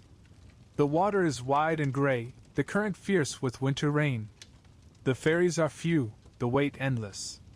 Thousands camp along the banks, the ground frozen beneath them. Fires sputter in the damp air. People huddle beneath wagons or curl beneath wet blankets, too weak to move. The soldiers ration food, a handful of flour, a strip of dried meat per person. Children cry with hunger until their voices fade into hoarse silence. A preacher records in his journal. The wind was like knives. The river froze in places, and the ice cut the feet of those who waded through. We buried 5 that day. The ground was too hard to dig deep.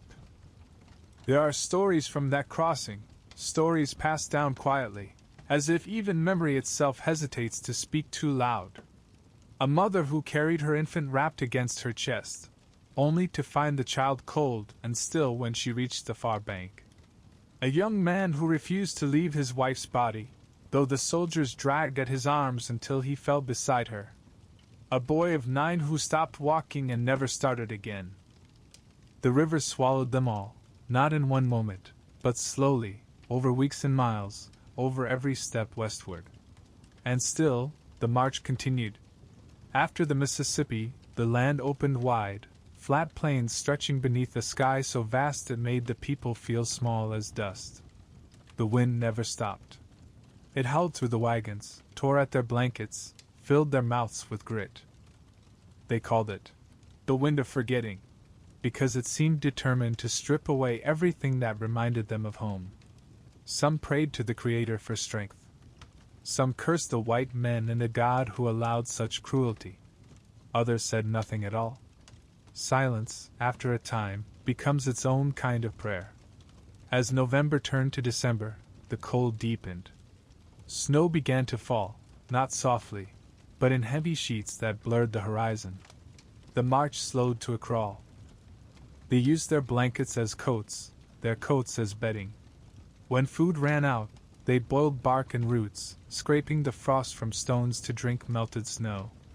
A soldier wrote home that his boots froze to his feet at night. He added, almost as an afterthought. The Indians have none. One night, a storm descended so fierce that even the soldiers could not stand against it. The detachments scattered, seeking any shelter they could find. Families crouched beneath overturned wagons, their breath turning to ice in the air. Horses screamed in the wind. Somewhere someone sang, a low, trembling chant that cut through the storm like a heartbeat. When morning came, the snow had buried the camp. 18 were dead. A few of the soldiers wept. The Cherokee buried their dead with what dignity they could. They marked the graves with sticks, stones, anything they could find. The wind covered them again by nightfall. By now, no one counted the miles. Time had become a blur, sunrise, sunset, death, silence. The only thing that mattered was motion. One step. Then another. Those who stopped too long did not rise again. The soldiers would lift the bodies aside, muttering prayers or curses under their breath. The wagons rolled on. The road behind them grew heavy with ghosts. Yet even in this desolation, small sparks of life refused to die. When someone's child cried, others offered bits of their own food. When an elder fell behind, 2 younger men lifted him between them, carrying him until he could walk again. When a woman went into labor beside the road, they formed a circle around her, shielding her from the wind until the baby's cry rose above the storm. For a moment, the sound was louder than grief. A new voice born into exile. Proof that life, even here, still dared to begin again. Weeks bled into months. By January, they had crossed Arkansas, frozen rivers, snow-choked forests, plains that seemed to stretch into forever. The dead were buried wherever they fell. Ross's notebook filled with names. Then it ran out of pages.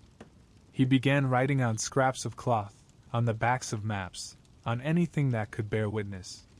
He would later say that he could not remember the sound of laughter from that winter, only the sound of walking. When they finally approached the western border, the edge of what the government called Indian Territory, the land looked barren. No trees, no rivers like those of home. Just wind, dust, and distance. The soldiers said, "You are free now." The words sounded hollow. Freedom had become an empty road, a line in the dirt between one grief and the next. Still, the people stood there in silence, gazing westward. The journey was over, or at least, the walking was. But the loss stretched far beyond the horizon. They say nearly 4,000 Cherokee died on that road. Some from hunger, some from cold, some from heartbreak so complete that their bodies simply stopped trying to live. The survivors carried them in memory, each name, each face, because someone had to.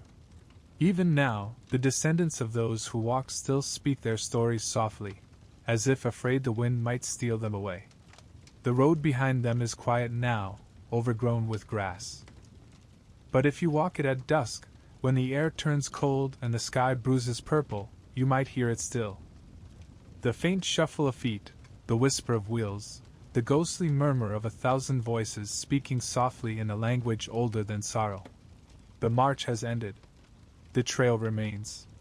And in that endless silence, the world remembers, not through monuments or maps, but through the wind that still carries their footsteps westward, one after another, forever. The wind sharpens. The air has teeth now. The season has turned, and what began as a road of exile has hardened into a frozen passage through despair. It is December, 1838. The sun rises late and pale, more like a memory than a light. The earth is stiff with frost, and the wagons creak through snow that buries every footprint almost as soon as it's made. The Cherokee call this time Dun'ili Nigalv, the hard winter. The soldiers call it the coldest they can remember. But names cannot hold the weight of what it feels like. This is the winter of death. The march slows to a crawl. Wagon wheels freeze to the axles.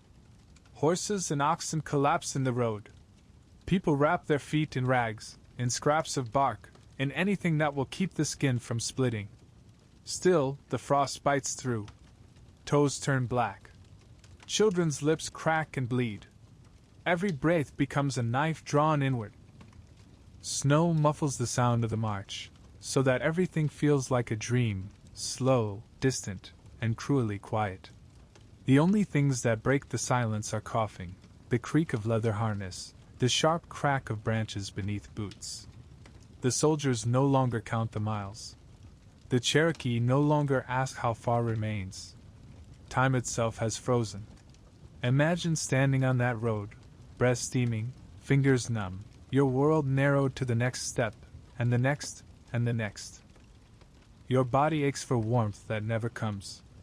Your stomach is hollow, your mind fogged from hunger. And still, you keep walking. Because stopping means sleeping. And sleeping means dying. The frost has a sound. It's the brittle snap of grass underfoot. The whisper of snow falling through pines. The faint sigh of wind sliding over frozen rivers. At night, when they camp, the cold feels alive, creeping into every blanket, every breath, every thought. Fires burn low, too few to warm so many. Children curl beside their mothers, their small bodies shaking under thin quilts. Sometimes the cold winds before dawn. A mother wakes to find her child still, her hands too stiff to weep. An old man freezes sitting up, his face calm as if he's only drifted to sleep. The living whisper prayers for the dead and press closer to the fire, not to mourn, but to survive. One of the soldiers, a private from Kentucky, keeps a journal. His handwriting trembles in the cold. We marched through snow 2 feet deep. The Indians suffer much. I saw a woman fall by the road and could not stop to help her. The orders were to keep moving. He closes the book that night, unable to write more. There is no cruelty in his tone, only emptiness, the numbness that comes when sorrow becomes too heavy to feel. Food grows scarce. What little cornmeal they have left has turned sour. Frozen meat cracks like stone when struck. The soldiers, too, are hungry now. They begin to ration their own supplies, taking from what little the Cherokee have left. In one detachment, they boil leather belts to soften them enough to chew. In another, they grind pine bark into paste, mixing it with snow to quiet their stomachs. The body learns strange lessons in famine, how to move without strength, how to breathe without hope. And yet, even here, even now, there are moments of humanity, brief, fragile, precious. A soldier takes off his gloves to wrap them around a child's hands.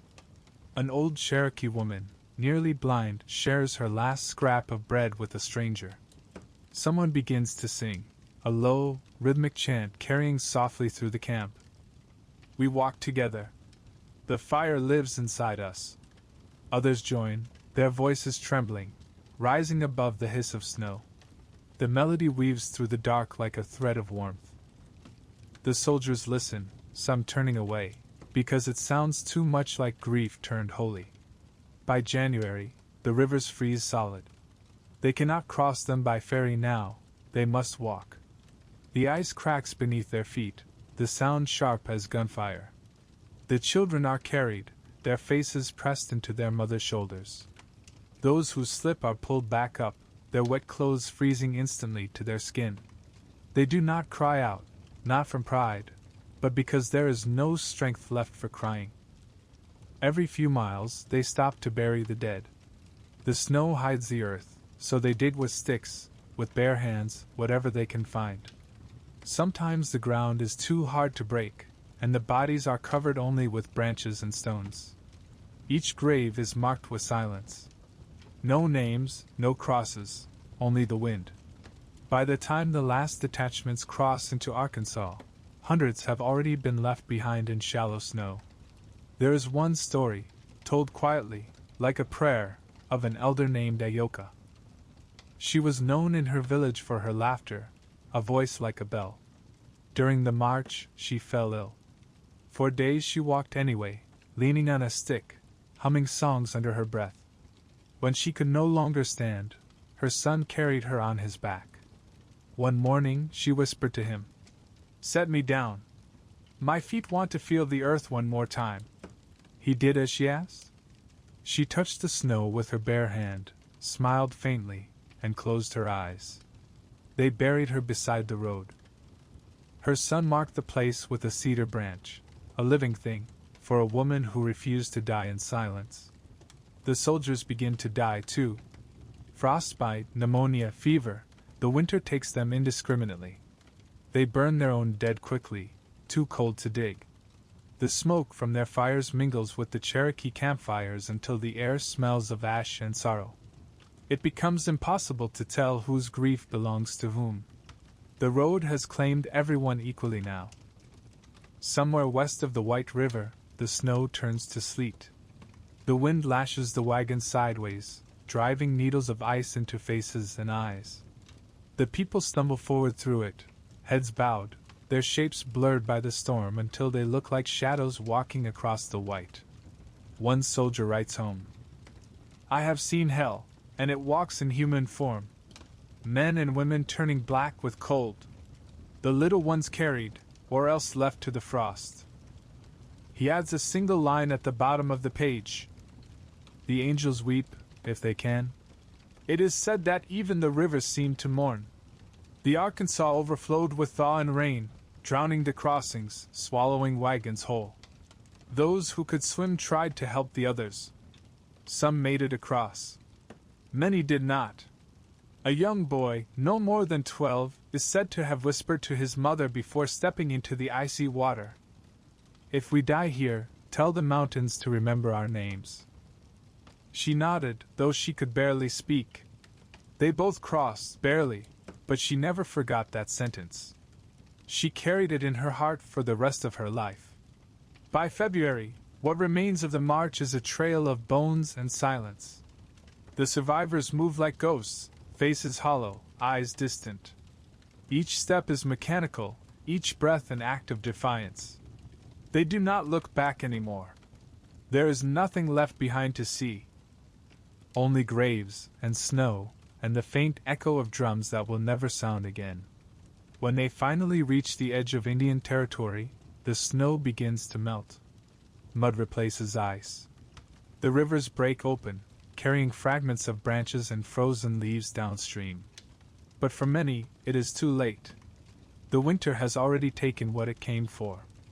Out of every 4 who began the march, 1 is gone. 4,000 souls lost to the road. The survivors stand beneath a gray sky, the wind still biting but softer now. Before them stretches the new land, wide, flat, and bare. No mountains, no familiar trees, no rivers they recognize. They do not cry, not even then. They have no tears left to give. But when night falls, and the stars come out, someone begins to sing. A hymn they carried from the old country, words cracked with cold but still living. Others join, until the sound grows into something strange and holy. A chorus of voices, fragile but unyielding, rising into the same heavens that once shone above their lost home. The wind listens. The land listens. And for the first time in months, the silence breaks. They have survived the winter. But survival is not the same as living. Behind them lies 1,000 miles of snow and death. Ahead lies emptiness, uncertainty, the ache of rebuilding what can never truly be restored. Still they stand. Still they breathe. Still they remember. Because to forget would be to die again. And they have already done that once. The wind eases. The stars shimmer faintly in the dark. And the trail, though silent now, still hums beneath the surface of the earth, a song of endurance, sorrow, and an unbroken spirit that no winter, however cruel, could freeze forever. The snow has melted, but the world has not thawed. The road lies behind them, a ribbon of mud, bones, and silence stretching through the mountains and across the plains. And yet, as the Cherokee step into their new land, the sound that fills the air is not triumph, not relief. It is the hollow, aching quiet of things that cannot be replaced. The march has ended, but the echo of it lingers. Every step they took hums faintly beneath the ground, like a heartbeat the earth has tried, and failed, to forget. The drums that once guided those steps, the heartbeat of a nation, are still. Their silence is not peace. It is mourning. Imagine this land, the so-called Indian Territory, as it appeared to the first arrivals. Flat and endless, its grasses gray with frost, its trees sparse and unfamiliar. The rivers sluggish and muddy, nothing like the clear streams of Georgia or the cool waters of the Smoky Mountains. They were told this would be a new beginning. But the wind that sweeps across the plains feels indifferent, almost cruel in its emptiness. There are no villages waiting here, no schools, no councils, no songs. Only open space, and the ghosts of those who will never arrive. They set up camp first. Not because they believe they are home, but because they have nowhere left to go. The ground is wet and heavy, the sky a dull, unbroken gray. They gather branches, build fires, boil the last of the rations the government provided, rancid flour, moldy cornmeal. Children cry for food. Mothers whisper that the ground itself will provide, though they do not yet believe it. When night falls, the stars come out in a strange arrangement, too far apart, too sharp, as though even the heavens have been changed. The people stare upward and realize, for the first time, that they do not know the names of these stars. Even the sky feels foreign. The drums should be beating. That is how it used to be. Every birth, every death, every harvest, all marked by rhythm, by the deep pulse of hide stretched over hollow wood. The sound carried through valleys and across rivers, uniting village to village, heart to heart. But here, in this empty land, the drums are gone. Some were lost on the road, left behind in the snow. Others were buried beside those who carried them. And some, those that survived the march, remained silent, their owners unable to touch them. It is said that the first time someone tried to play after the march, the sound broke halfway, a single, strangled beat that echoed into stillness. No one tried again for many months. The silence became its own ceremony. You can feel that silence now if you stand among them. It is thick like fog. It presses against the skin, seeps into the lungs. The elders speak less and less. The language, once bright with laughter and debate, slows to a murmur, quiet, cautious, as if each word might shatter. The children, too, have changed. They no longer run or shout. They sit beside their parents, staring at the horizon, as if waiting for the trees of home to rise from the ground like a miracle. No one tells them that miracles do not happen here. When spring comes, the thaw brings mud, deep, endless mud that swallows the feet and fills the cracks in the newly built huts. They plant corn with borrowed tools, hands blistered, muscles trembling from months of malnutrition. The soil resists at first, strange and heavy. But they plant anyway, because that is what the living do. They work, even when they have nothing left to hope for. Each seed dropped into the earth is a prayer, a promise whispered to the ancestors who lie along the trail behind them. We have not forgotten you. We plant so that your names may bloom again. The government agents visit often. They bring paper, ink, and condescension. They ask for signatures, for census counts, for proof that the relocation has been successful. They do not ask how many died, or how many graves the rain has washed away. To them, success means silence, that the march has ended, that no one resists, that the survivors have accepted their fate. And in a way, they are right. The Cherokee are silent now. But not because they are resigned. Their silence is the stillness of the forest before a storm, deep, patient, waiting. Some nights, that silence breaks. A woman's wail carries across the camp, raw, wordless, the kind of grief that cannot be contained by language. Others join in, softly at first, then louder, until the sound becomes a chorus of mourning that rolls through the darkness. It is not music. It is memory given voice. And though there are no drums, the rhythm returns, found in breath, in heartbeat, in the trembling of the earth beneath their feet. The soldiers posted nearby call it the morning cry. They do not understand that it is not just sorrow, it is defiance. A people who still grieve are a people who still remember. John Ross stands by the fire one evening, watching the smoke rise into a windless sky. He has lost his wife on the trail, Felicia, who died of pneumonia near the Arkansas River. He buried her with his own hands, marking the grave with a single stone. He has led his people through law and war and exile, but now, standing in this strange new land, he looks smaller, a man haunted by all the things he could not prevent.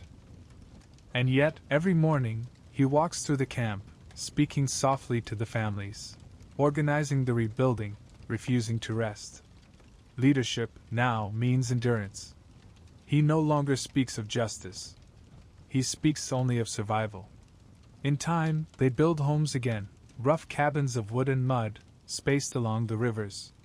They raise small churches, small schools. They dig wells. They begin, slowly, to live. But beneath every act of rebuilding lies a current of absence, a missing sound, a missing face, a missing word that once carried meaning. Every sunrise is a reminder of how far they've come, and how much they've lost. A traveler from the east visits the settlement months later. He writes in his diary, "The Cherokee have made their new homes in quiet industry. They are peaceful, but there is a melancholy in them I cannot describe. Their songs are gone. Their dance is gone." I asked one man why they no longer play their drums. He said, "Because the earth is still listening to the ones that died." And perhaps that is the truest thing ever said. For even the land remembers. The wind across the plains carries a faint vibration, a heartbeat that no human ear can quite name. It is the echo of the old drums, the sound of ceremonies once held in mountain valleys, the sound of life before the road turned to sorrow. The Cherokee hear it sometimes in their dreams. They wake and swear they can still feel the rhythm beneath their ribs, as if their ancestors were drumming from beneath the ground itself, keeping time for those who live on. The soldiers, the settlers, the agents, they do not hear it. But the land does. The land always does. Children are born. They take their first steps on soil that has never known their footprints before. Their mothers whisper to them in the old language, quietly, carefully, so it will not fade. In their lullabies, the rhythm returns, softer now, steady as a pulse. "Sleep, child. The drums are resting, not gone. When the wind moves through the trees, they will play again." And in that song, something fragile begins to mend. The seasons turn. Spring greens the plains, summer ripens the fields, autumn brings the first harvest. Life resumes, though not as before, never as before. But even as the new generation grows, the elders do not forget the silence that came after the trail. They teach the children to listen, not just to sound, but to quiet, to hear what the world remembers. They tell them, "When the drum stopped, we learned the rhythm of sorrow. But sorrow is still rhythm. It means we are still alive." If you stand there now, in the heart of what was once Indian territory, and close your eyes, you can almost feel it. A faint vibration beneath the earth, steady and slow, like the beating of a great heart. It is not loud. It does not need to be. The drums are silent, but the people are not. Their breath carries the rhythm forward, generation after generation, through songs, through prayers, through memory. And in that quiet, something endures that no government, no law, no march of soldiers could ever destroy. The sound of being. The pulse of survival. The silence of drums that still, somehow, echo forever. The wind shifts again. It carries dust this time, not snow, fine grains that sting the eyes and cling to the skin like memory that refuses to fade. The land stretches out flat and wide, a horizon so distant it feels like a taunt. Here, the Cherokee have arrived. Their long walk is over. But their journey, the one that truly matters, has only begun. They stand now in what the government calls Indian Territory, though it belongs to no one yet. A strange land, bare, uneven, waiting. No familiar mountains to guide them, no familiar rivers to reflect the sky they once knew. It is a place that promises freedom and delivers only absence. A land without home. They begin to build because there is nothing else to do. Logs are cut. Huts rise, crude and square. The first fires are lit, the smoke rising straight into a wind that never rests. Each spark feels like defiance. Each wall, a quiet act of remembrance. But beneath the sound of hammers and axes, there is a hush, not the silence of peace, but the kind that comes after catastrophe, when even the earth holds its breath. They build on land that feels hollow. Every footstep sinks deeper than it should, as though the soil remembers what has been buried along the way. John Ross walks the new settlement's edge at dusk. The sky bleeds from orange to violet. He looks westward, always westward, because behind him lies too much death to face. In his pocket, he still carries his notebook. The pages are worn, the ink smudged by rain and grief. Inside are names. Thousands of them. He no longer adds to the list. Instead, he opens the book and traces his fingers over the faded words, as if to keep them alive through touch. Around him, children chase each other through the dust, laughing, though their laughter sounds unfamiliar, hesitant, like a song sung from memory rather than joy. Ross watches them for a long time before he says quietly, "We are still here." He does not say home. The word no longer fits. The seasons move quickly now, but not kindly.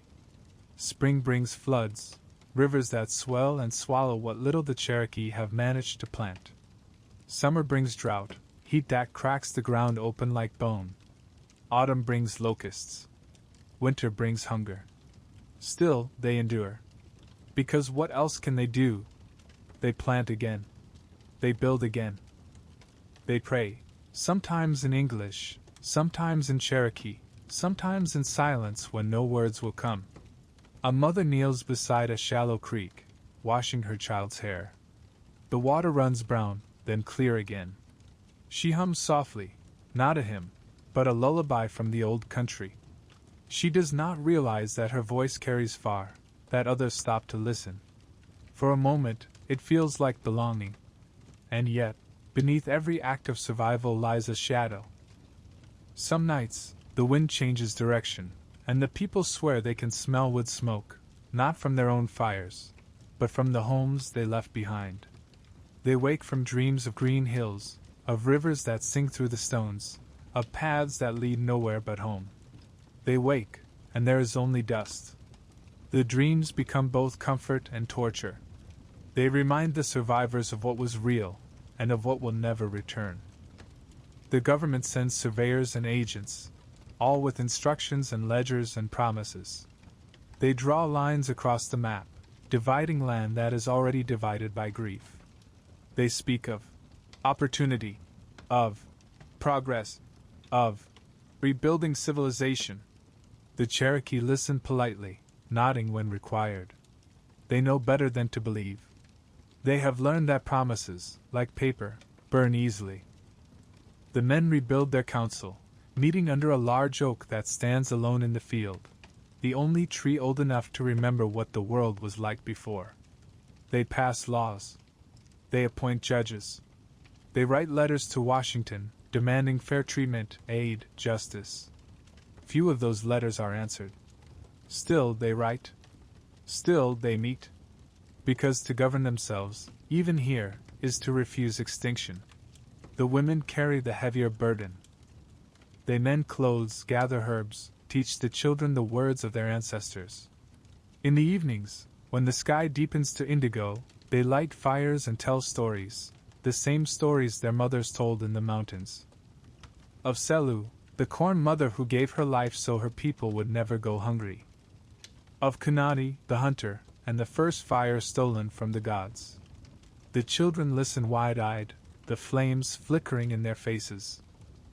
In those stories, home still exists, not as a place, but as a way of remembering. The stories become their new soil. Roots that cannot be seen but will not die. And yet the grief lingers.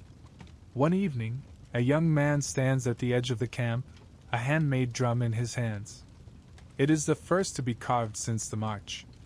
He lifts his stick and hesitates. The people nearby fall silent. They watch. They wait. The first beat comes soft, uncertain, a hollow sound that seems to tremble in the air. Then another. Then another. The rhythm builds slowly, finding itself again after being lost in silence for so long. People gather, one by one. Some weep openly. Some begin to hum along. Some simply stand, their faces turned to the stars. When the drumming stops, no one speaks. The wind moves gently through the grass, carrying the sound onward. In that moment, the land does not feel so empty. But the emptiness returns in waves. During harvest, they find old bones in the soil, buffalo, deer, strangers' remains from tribes driven here before them. The land is crowded with ghosts. Every step, every spade of earth, uncovers another story of loss. The Cherokee bury the bones again, whispering words of respect. You were here first. We walk with you now. In this shared grief, they begin to understand, this new territory is not blank. It is layered, with pain, with history, with survival. A place of exiles stacked upon exiles. Some of the younger men leave. They cannot bear the sight of what was promised as salvation, and feels instead like punishment. They head south, north, anywhere the wind will take them. Those who remain become the keepers of the memory. They hold meetings in small cabins, talking of education, of rebuilding their government, of teaching the next generation to read and write both in English and in Cherokee. From these gatherings will come the seeds of renewal, the slow, quiet reconstruction of a nation that refuses to vanish. But that lies ahead, still far beyond the horizon. For now, the people are still raw, still learning how to exist in a world that has taken everything but their will to continue. One evening, a storm rolls across the plains. Lightning flashes white against the endless dark. Thunder follows, deep and distant. The wind tears at the roofs, howls through the cracks in the cabins. People huddle inside, their fires smothered by rain. For a moment, the sound of the storm feels like the sound of the march, the roar of wind, the rumble of wagons, the cries lost to the storm. But when morning comes, the world smells clean again. The sky is blue, not the same blue as the mountains, but blue enough. Children run through the wet grass, laughing. Something inside the people softens.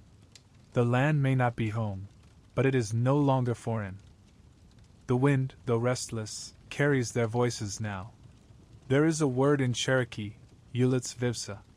It means to be displaced, but also to keep moving. It carries within it both exile and endurance. That is what this land has become, not a home, but a movement. A place to rebuild, to plant memory, to keep the fire alive. Every log raised, every child born, every song remembered, all of it says the same thing. We are still walking. We have not stopped. Years will pass. The cabins will become towns. Schools will open, churches will rise. A new generation will grow up knowing this as their birthplace, not their punishment. But for now, the wind still carries two voices, one from the east, whispering of mountains and rivers long lost, and one from the west, calling the living forward. The Cherokees stand between them, between grief and survival, between memory and possibility. And though the land beneath them may never feel like home, their hearts, scarred and steadfast, have already begun to build one inside themselves. If you walk that land today, through Oklahoma's red soil and rolling hills, you might not see the old sorrow at first. But if you stop and let the wind pass through the grass around you, you can hear it. The faint echo of footsteps, the rustle of memory still sown into the soil. This is not a barren place anymore. It is not a grave. It is a living record, written in endurance, in quiet strength, in the stubborn rhythm of a people who refuse to disappear. The land without home has, slowly, become a home of its own. Not the one they lost, never that, but the one they made from ashes and courage. The wind quiets now. The storms have passed, the ground has dried, and the new corn pushes green blades through red earth. Life, stubborn and small, continues. And yet, beneath it all, the ground hums with something that will not rest. The echo of footsteps, the murmur of names, the whisper of a road that does not end even when the walking stops. Loss and memory have become the twin pillars of this new world. One burns, the other endures. The Cherokee build their homes, their churches, their schools. Children run through fields again, laughing in voices that carry on the wind like soft drums. But in every gesture of living, there is the ghost of what came before. Every field reminds them of another, greener one. Every sunrise feels slightly wrong, too bright, too foreign. At first, no one speaks of the trail. It hangs in the air like an unburied spirit, too sacred and too cruel to touch. But memory is patient. It waits. It begins in whispers. An old woman telling a child, by firelight, of the river that froze beneath their feet. Of how she carried her sister's child wrapped in bark, and how the baby lived when others did not. A young man repeating his father's last words before the snow took him. A mother teaching her daughter to weave, her hands moving in rhythm as she hums an old tune from Georgia. Each story is a thread. Each thread ties them to what was lost. And slowly, these threads begin to weave again, a quiet tapestry of remembrance, soft but unbreakable. John Ross sits in his cabin, older now, the lines around his eyes carved deep by time and sorrow. On his desk lies the same notebook he carried from the camps. Its pages are brittle, but the ink has not faded. Sometimes, when he cannot sleep, he reads through the names. Those who died on the road, those who vanished into the snow, those whose graves were left unmarked. He does not weep anymore. He only reads, lips moving soundlessly, as if speaking the names can keep them alive a little longer. One night, he writes something new at the end of the book. We walked far. We lost much. But the breath of our people still moves in the wind. As long as the wind moves, so shall we. He closes the book gently, as one would close a prayer. The Cherokee word for memory, adando, means more than recollection. It means that which remains in the heart. It is not passive. It is alive, pulsing like a second heartbeat. Memory for them is not just remembrance, it is survival. They begin to build it into everything they do. When a child is born, a handful of soil from the old land is sprinkled over their cradle. When a house is built, a small stone from the mountains is placed beneath the threshold. When a song is sung, it begins with a note of mourning, so that joy never forgets the cost of its own existence. Still, there are days when the loss is too heavy to bear. When the rains come and flood the new fields, the people stand helpless, watching the young corn drown. And in that moment, the weight of history presses down.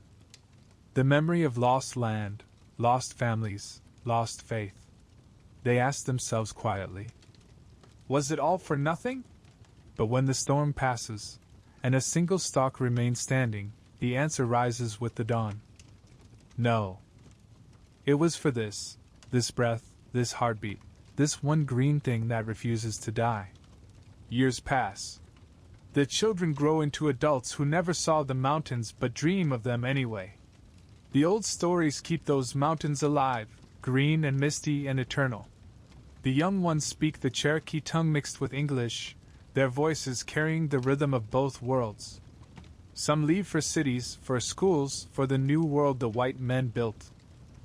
Some stay, rooted in the red soil, tending to crops and graves and memories. But wherever they go, the trail follows them. In the ache of their bones when winter comes, in the way they pause before crossing a river, in the silence they carry like an inherited prayer, there is a truth they come to understand in time. You cannot separate loss from memory. The two are the same river, one current of pain, one of remembrance, flowing side by side through every life that came after.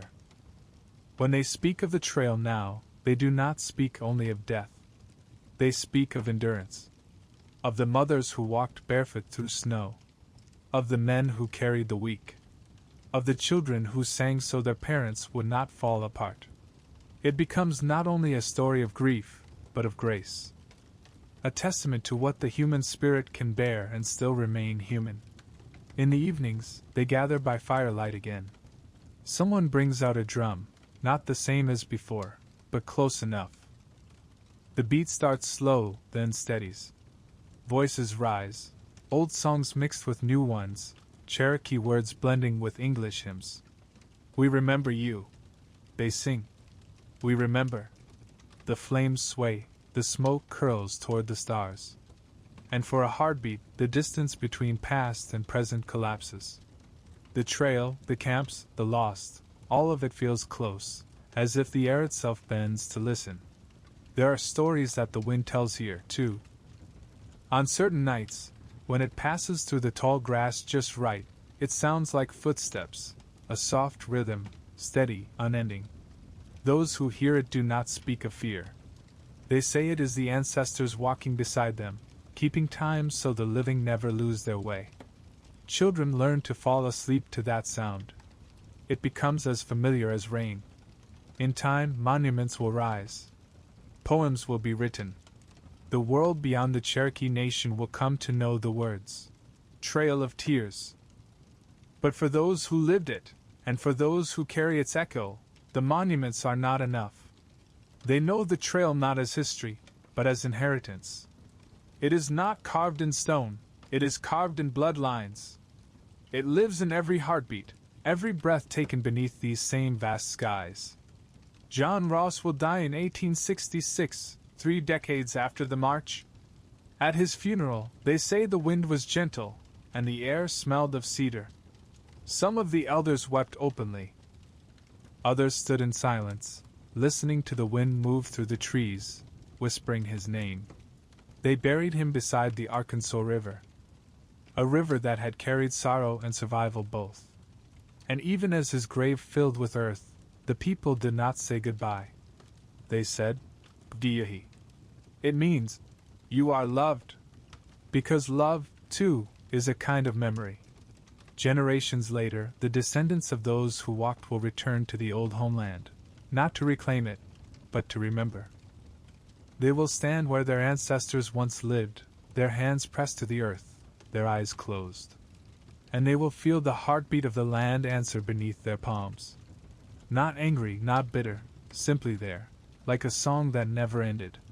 Some will collect a handful of soil and carry it home in small jars. Some will whisper prayers into the wind. Some will say nothing at all, because silence is still the purest form of remembrance. Memory is not static. It breathes. It grows with each telling. Every time a story is spoken, it changes slightly, not to distort the truth, but to keep it alive. Each generation shapes it anew, weaving the pain into something they can bear, something they can teach. And in this way, loss becomes legacy. If you walk the old trail today, it looks deceptively peaceful, forests thick with moss, rivers clear and calm, birds calling from the trees. You would never guess what happened here. But the earth remembers. Every stone, every root, every blade of grass has absorbed what words cannot hold. The trail does not mourn loudly anymore. It hums, a low vibration, soft as breath, carrying the names of those who walked, the tears of those who stayed behind, and the hope of those who came after. Loss carved the people hollow, but memory filled them again. What they lost became the foundation of what they built. What they remembered became their strength. And so, in the rhythm of language, in the stories, in the laughter of children playing in a land once barren, the trail still wins, not across geography, but through the human heart. It has no end. It never did. Because as long as one person speaks their name, the lost are not gone. They are only walking ahead, waiting on the far horizon, where grief softens into song and memory becomes light. Night falls softly over the plains. The fields rustle with dry grass and memory. The moon hangs low, round as a drum, casting its pale glow across a land that was once soaked in tears and now glimmers faintly with the silver light of endurance. The wind stirs, not loud, not fierce, but steady, whispering across the ground. And if you listen long enough, if you let the noise of the modern world fade, you might hear something hidden in that wind. A murmur. A rhythm. The faint echo of the voices that remember. Generations have passed since the march. The wagons have long rotted away. The graves beside the trail have been swallowed by moss, by roots, by time. But the stories, the voices, have not gone. They live in song, in story, in the steady breath of people who carry the trail inside them like an unhealed scar that has learned to sing instead of bleed. Picture a Cherokee grandmother in the late 19th century. She sits beside her fire, smoke rising like gray thread into the cold night air. Her grandchildren gather close, their faces golden in the flickering light. She tells them stories, not just of gods and heroes, but of real people. Of the woman who carried her infant wrapped in bark through snow that reached her knees. Of the elder who sang the morning prayer each day of the march, even when his voice cracked with hunger. Of the girl who lost her shoes in the river and walked barefoot the rest of the way, her feet bleeding but her head held high. She does not call it history. She calls it remembering. And when she speaks, her voice carries the same cadence as the footsteps that once crossed the continent. Soft, steady, unbroken. The children ask her, "Grandmother, did they cry?" She looks into the fire and says, "Yes." But the crying was also singing. And the singing was also prayer. And the prayer became us. The children do not yet understand. But one day they will. By the early 1900s, a new generation rises, one that speaks both Cherokee and English, one that lives in two worlds at once. They go to government schools, work in towns, wear coats and hats like the white men. But when they return home at night, they still hear the old songs. The mothers hum them while cooking. The elders sing them low while mending tools or weaving baskets. The melody changes slightly with each telling. Slower here, sharper there, but the heart of it stays the same. Each verse begins not with triumph, but with grief, because grief is the first truth they were ever taught. In 1907, when Oklahoma becomes a state, newspapers in the East celebrate it as the final taming of the frontier. But the Cherokee do not celebrate. They know that every taming is another kind of taking. Still, they hold on to what cannot be taken. Language, story, memory. A schoolteacher named Mary Wolfe writes in her journal that year, "They took our land, but not our words. Our words carry the trail in them. Every sound a footprint, every pause a grave." She begins teaching the children in both tongues, English for the world outside, Cherokee for the world within. And when she speaks the old language aloud, the room fills with something almost sacred, as if the ancestors themselves have paused to listen. As the years pass, memory takes on new forms. It becomes art, woven patterns that tell the story of migration and return, carved cedar that depicts the long road west. It becomes song, mournful flutes, low drums, choirs that sing not of victory but of survival. It becomes silence, the kind that sits heavy between words, reminding every listener that what was lost cannot be spoken, only felt. There are elders who refuse to let the language die. They travel from village to village, teaching, reciting, reminding. They speak the old prayers before sleep, facing east toward the homeland. One of them, an old man named Standing Deer, tells a gathering in 1925. "We are the echo of those who could not finish their songs. Our duty is to keep singing them." And so they do. Even as the outside world rushes forward, cars, telephones, wars, cities rising where forests once stood, the Cherokee hold fast to their stories. They become quieter, yes, but never gone. There is a difference between silence and absence. Silence means you are listening. And the Cherokee are still listening, to wind, to memory, to the heartbeat of their people still humming beneath the soil. In the mid-20th century, historians begin to write of the Trail of Tears again. Books appear, written by white men who call it a tragic episode, or a necessary hardship.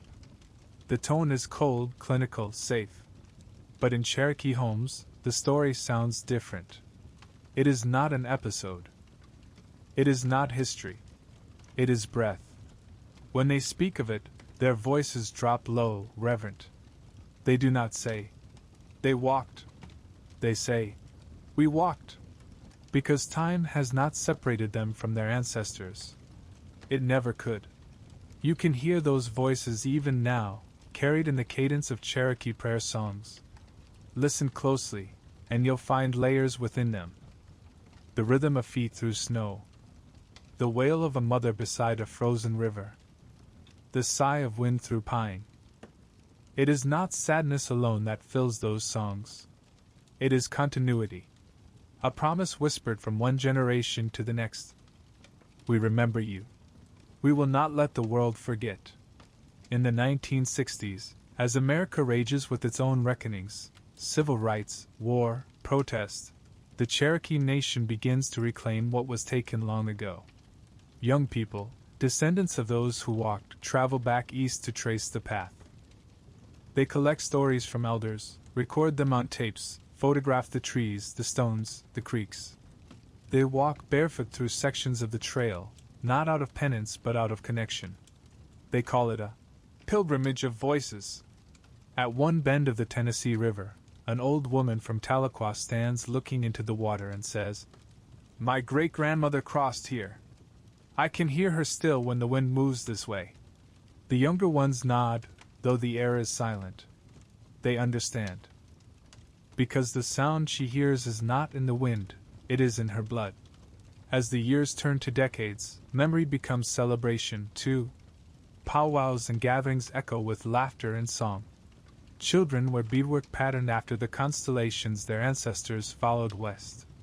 Old men tell jokes in Cherokee, the kind that make everyone around the fire laugh until they cry. Grief and joy intertwine until you cannot tell them apart. That, too, is remembering. Because remembrance is not only mourning, it is also gratitude for having endured. Modern voices join the chorus. Writers, poets, artists, historians. They dig through archives, through oral histories, through the stories told in kitchens and across fields. They piece together what official history forgot. The taste of river water on frozen lips. The weight of a child carried for 1,000 miles. The hush of the night when even prayer froze in the throat. Through their words, the old voices rise again, not ghosts but guides. They remind the world that the Trail of Tears is not just a story of suffering, but of astonishing endurance. In Oklahoma, near the town of Tahlequah, a museum stands now, red brick and glass, filled with photographs, artifacts, and the recorded words of those who survived. Visitors walk through the exhibits in silence, reading letters written by trembling hands, looking into faces captured long after the journey ended but with the roads still visible in their eyes. And at the museum's center there is a single display, a circle of drums. Unplayed. Untouched. Silent. Above them, an inscription reads, "Their sound is the sound of memory itself. If you listen long enough, you will hear them." Outside, the wind blows across the plains. It moves through grass and trees, through the open sky, carrying voices not of mourning, but of continuation. A language spoken again. A people rebuilding. A story still alive. If you close your eyes there, on that land that was once exile, now home, you will hear it. Not the thunder of armies or the clatter of wagons, but a softer sound. The murmur of countless voices, layered and living. Some in English. Some in Cherokee. All saying the same thing. We remember. We are still here. The trail has become more than a line across a map. It has become a song. A pulse that runs through the generations, linking past to present, lost to endurance, silence to sound. Each voice that remembers adds a note, some trembling, some strong. And together they form something larger than sorrow, larger even than history. They form a chorus that the wind will never stop carrying. And so, when night returns, when the world grows still, you can hear them again. Those voices rising from the earth. Not as ghosts, but as guardians. They do not cry now. They sing. They sing for those who walked, for those who fell, for those yet to come. And their song, carried on the eternal wind, says what words never could. That to remember is to live. That to live is to honor. And that no road, however long, can silence a people who still speak in the language of the soul. The wind that once carried sorrow now carries the faint sound of ceremony. Not the old kind, the deep hum of drums or the wailing of flutes, but a newer sound, words being spoken into microphones, names being read aloud, apologies forming in the mouths of those who never walked the trail yet feel its shadow beneath their feet. The world has begun to remember, officially, publicly, what the Cherokee and their kin never forgot. And yet, even as recognition blooms, regret lingers like smoke that will not clear. It begins, as all reckonings do, too late.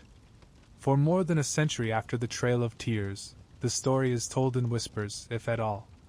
In schoolbooks, it is a paragraph, a relocation, a policy, a chapter, in America's march toward destiny.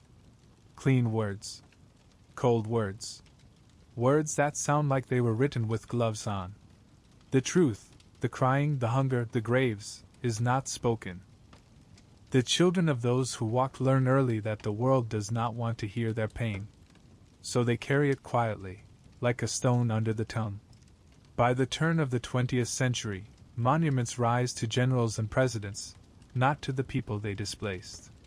Statues of Andrew Jackson tower in parks, his bronze face stern, his horse poised mid-charge.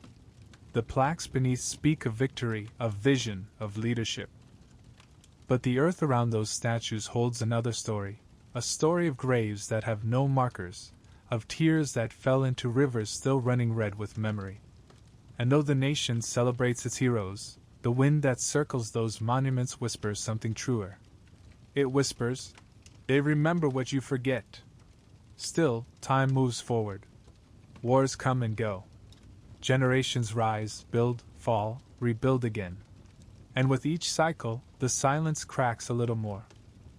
Historians begin to dig, not just into archives, but into conscience. Writers, scholars, and descendants start piecing together the fragments, journals of soldiers, letters from missionaries, oral stories carried across campfires for 100 years. The picture that emerges is not clean. It is human, which is to say, it is both cruel and tender, shameful and brave. At last, the country begins to look at itself in the mirror of its own history, and flinches. The mid-20th century brings the first wave of public reckoning. Cherokee leaders push for recognition of their sovereignty. Museums open their doors to the truth. The Trail of Tears is no longer a whisper, it becomes a name, a wound, a lesson. In 1951, the first historical markers are placed along parts of the route. Small, modest plaques beside rural roads, half hidden by weeds. Few people stop to read them. But they are there, like gravestones for the unnamed, like sentinels waiting for the world to catch up. By the 1970s, the wind begins to change. Native voices grow louder, writers, activists, artists, all demanding not pity, but recognition. They do not ask for tears, they ask for truth. The Trail of Tears becomes not a line of shame to be buried, but a path to be walked again, this time by those who seek to understand. Pilgrimages begin. Descendants trace the route on foot, carrying songs, prayers, and photographs of those who came before. And slowly, the country begins to listen. In 1987, Congress designates the Trail of Tears as a National Historic Trail. From the hills of Tennessee to the plains of Oklahoma, signs appear, brown and white, marked with the symbol of a feather. It is a gesture of remembrance and acknowledgement. But acknowledgement is not absolution. The land itself holds too much memory for that.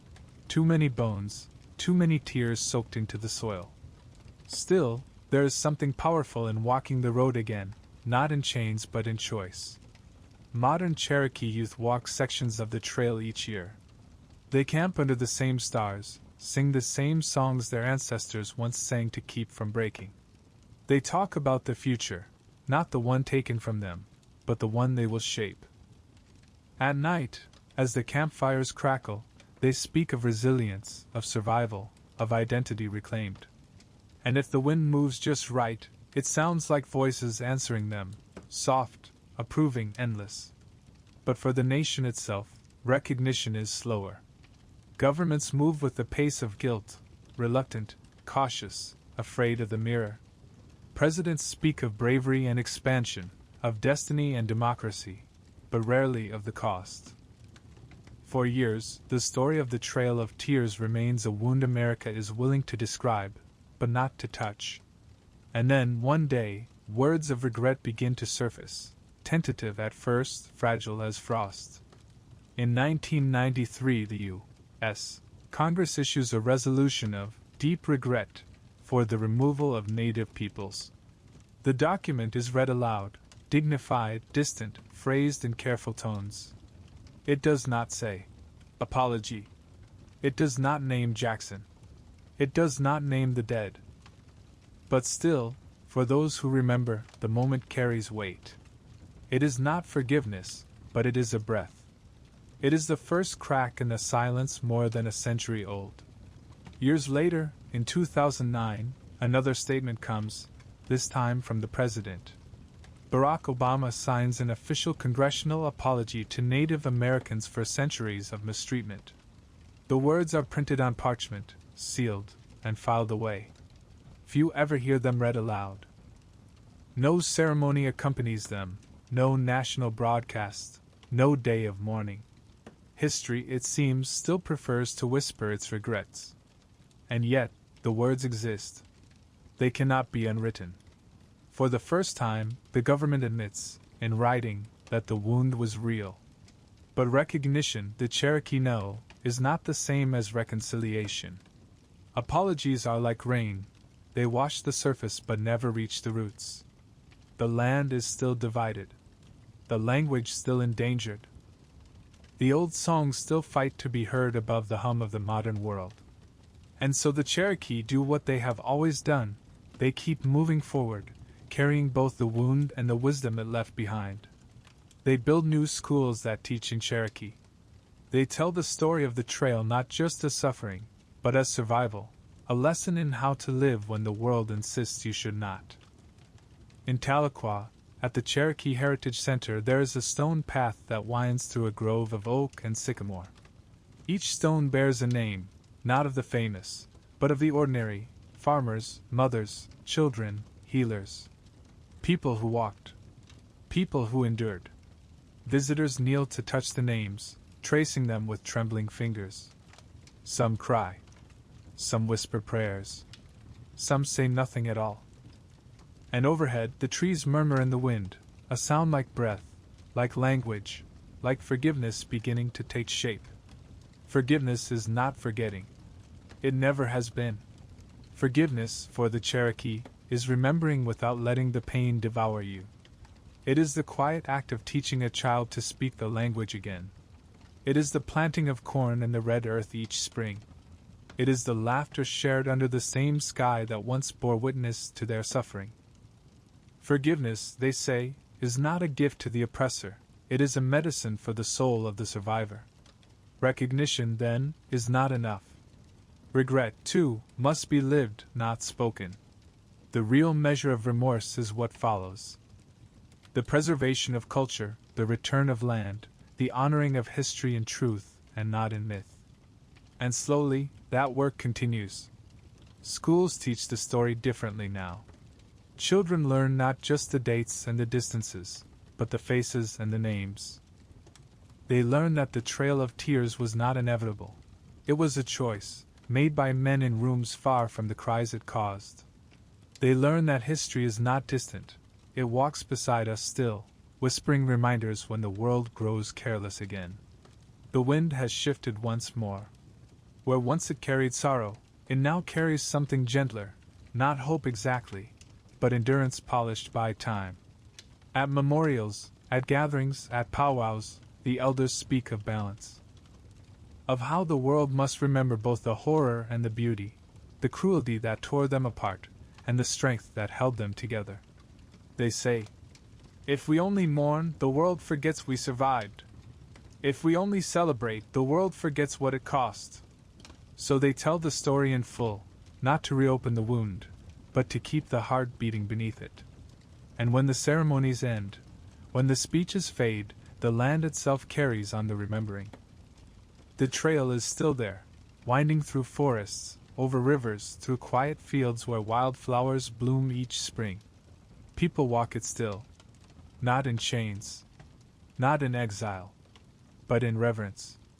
Each footstep says, we are still here. Each breath says, we forgive, but we do not forget. Recognition. Regret. These are human words, fragile, imperfect. But within them lies a truth the Cherokee have always known. That no apology can undo the past, yet every act of remembrance reshapes the future. The wind moves gently through the trees. The drums, once silent, beat again, soft but steady. And the song they carry now is neither sorrow nor rage, but something deeper. The calm voice of a people who have seen the worst of humanity, and still choose to live with open hands. The plains are quiet now. The same sky that once watched the sorrow of thousands glows soft with dusk, streaks of amber melting into blue, clouds drifting low and slow as breath. If you listen closely, beneath the hum of insects and the sigh of grass, you can still hear it. The wind. It moves like a voice remembering. It has been nearly 2 centuries since the march. The wagons have long turned to dust, the boots to soil, the tears to rivers. And yet the wind still carries them, those names, those footsteps, those broken songs, whispering across the land that was both grave and promise. The world has changed beyond imagining. Cities rise where forests once stood. Machines roar where drums once beat. But the trail, that quiet scar through the heart of the continent, remains. Not as a road of exile anymore, but as a living memory stitched into the bones of the earth. Walk it now if you dare.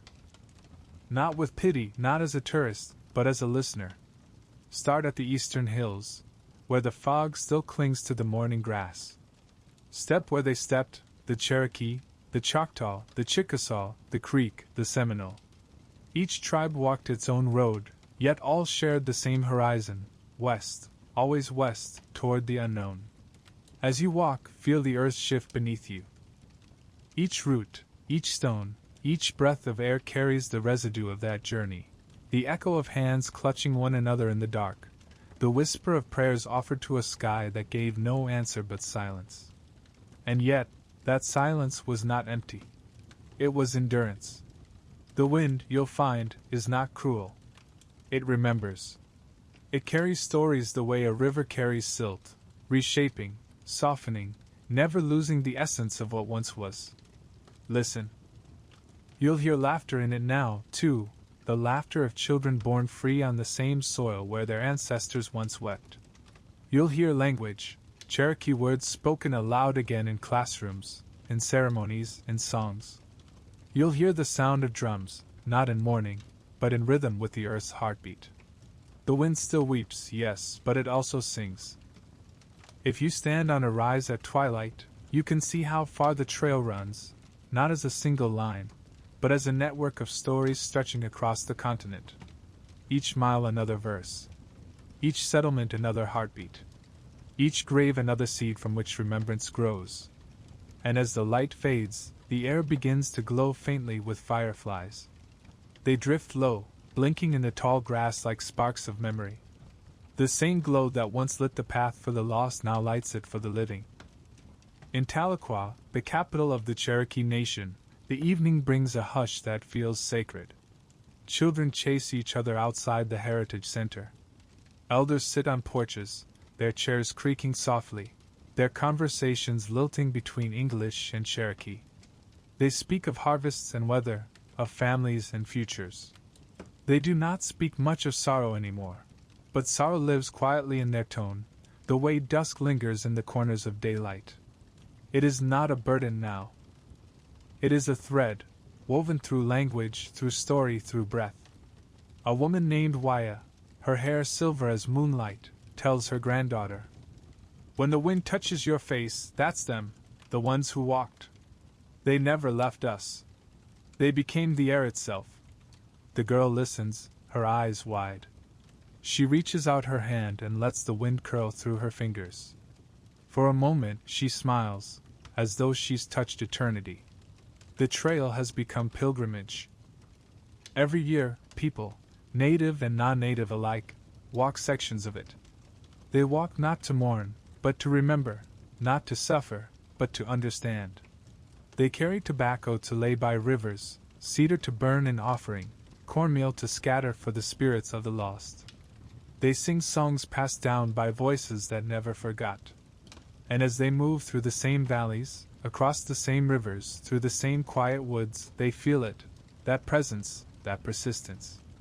The air feels heavy but kind. The past presses close, not as a wound but as a hand guiding them forward. Some cry. Some walk in silence. Some laugh, surprised to find joy rising like grass through the cracks of history.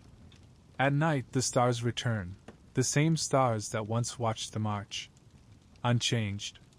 Unjudging. The Milky Way stretches like a white path across the sky, and someone murmurs that maybe this was the true trail all along, a road of light for the souls that never reached the end. Somewhere, an elder begins to sing, his voice soft and low. The song is not about death. It is about walking. About keeping on. "We are still walking," he chants. "We are still the road." The others join him. Voices overlap, drift, rise into the dark until they become part of the wind itself. And in that chorus, the trail no longer feels like loss. It feels like belonging. The wind still weeps. But its tears are no longer only grief. They are gratitude, too, for the ones who refused to die, who built homes in the dust, who taught their children to speak again, to dream again, to sing again. The tears are for resilience, for the quiet courage it takes not to hate the land that hurt you, but to love it into healing. They are for the ones who never saw the end of the road, and for those who now walk it freely. They are for every language revived, every drum reborn, every prayer whispered into the sky and caught by the wind that never stops listening. Walk farther west, past the rivers and the towns, and you will come to the open plains, vast, endless, gold in the dying light. Here the horizon feels infinite, and the air hums like a living thing. The Cherokees say that when you stand here and listen, you can hear both the beginning and the end, the first cry of exile and the final breath of forgiveness blending together until they are one. The land itself has learned the language of mourning and made it beautiful. John Ross's descendants still live in Oklahoma. Some carry his name, others only his memory. They speak of him not as a hero, but as a man who carried a burden that no one should have to bear. They tell how he fought not with guns but with words. How he walked beside his people, not ahead of them. How he wept when his wife died on the trail and yet led his nation onward anyway. His heart broke, one elder says, but it kept beating. That is what we inherited, a broken heart that still beats. And perhaps that is the truest legacy of all. History often ends its stories with closure, a neat line drawn beneath tragedy, a moral, a lesson. But the trail of tears has no end. It loops through time, through memory, through wind. It is a circle, not a line, one that turns endlessly between loss and renewal. Each generation steps onto it in their own way, walking the invisible path between what was and what will be. Each finds something different there, pain, pride, warning, wonder. And the wind, faithful as ever, walks beside them. If you were to stand now where it all began, the misty woods of Georgia, the foothills of the Blue Ridge, you would find the air still heavy with history. But you would also hear birdsong, the laughter of travelers, the rustle of leaves. Life has returned, as it always does. The earth, in its quiet wisdom, refuses to be only grave. And yet, when the breeze passes through, it still carries that faint, mournful note. A reminder, a whisper, remember. The wind still weeps, but its weeping is not sorrow alone. It is remembrance turned to rhythm. It is love that refuses to fade.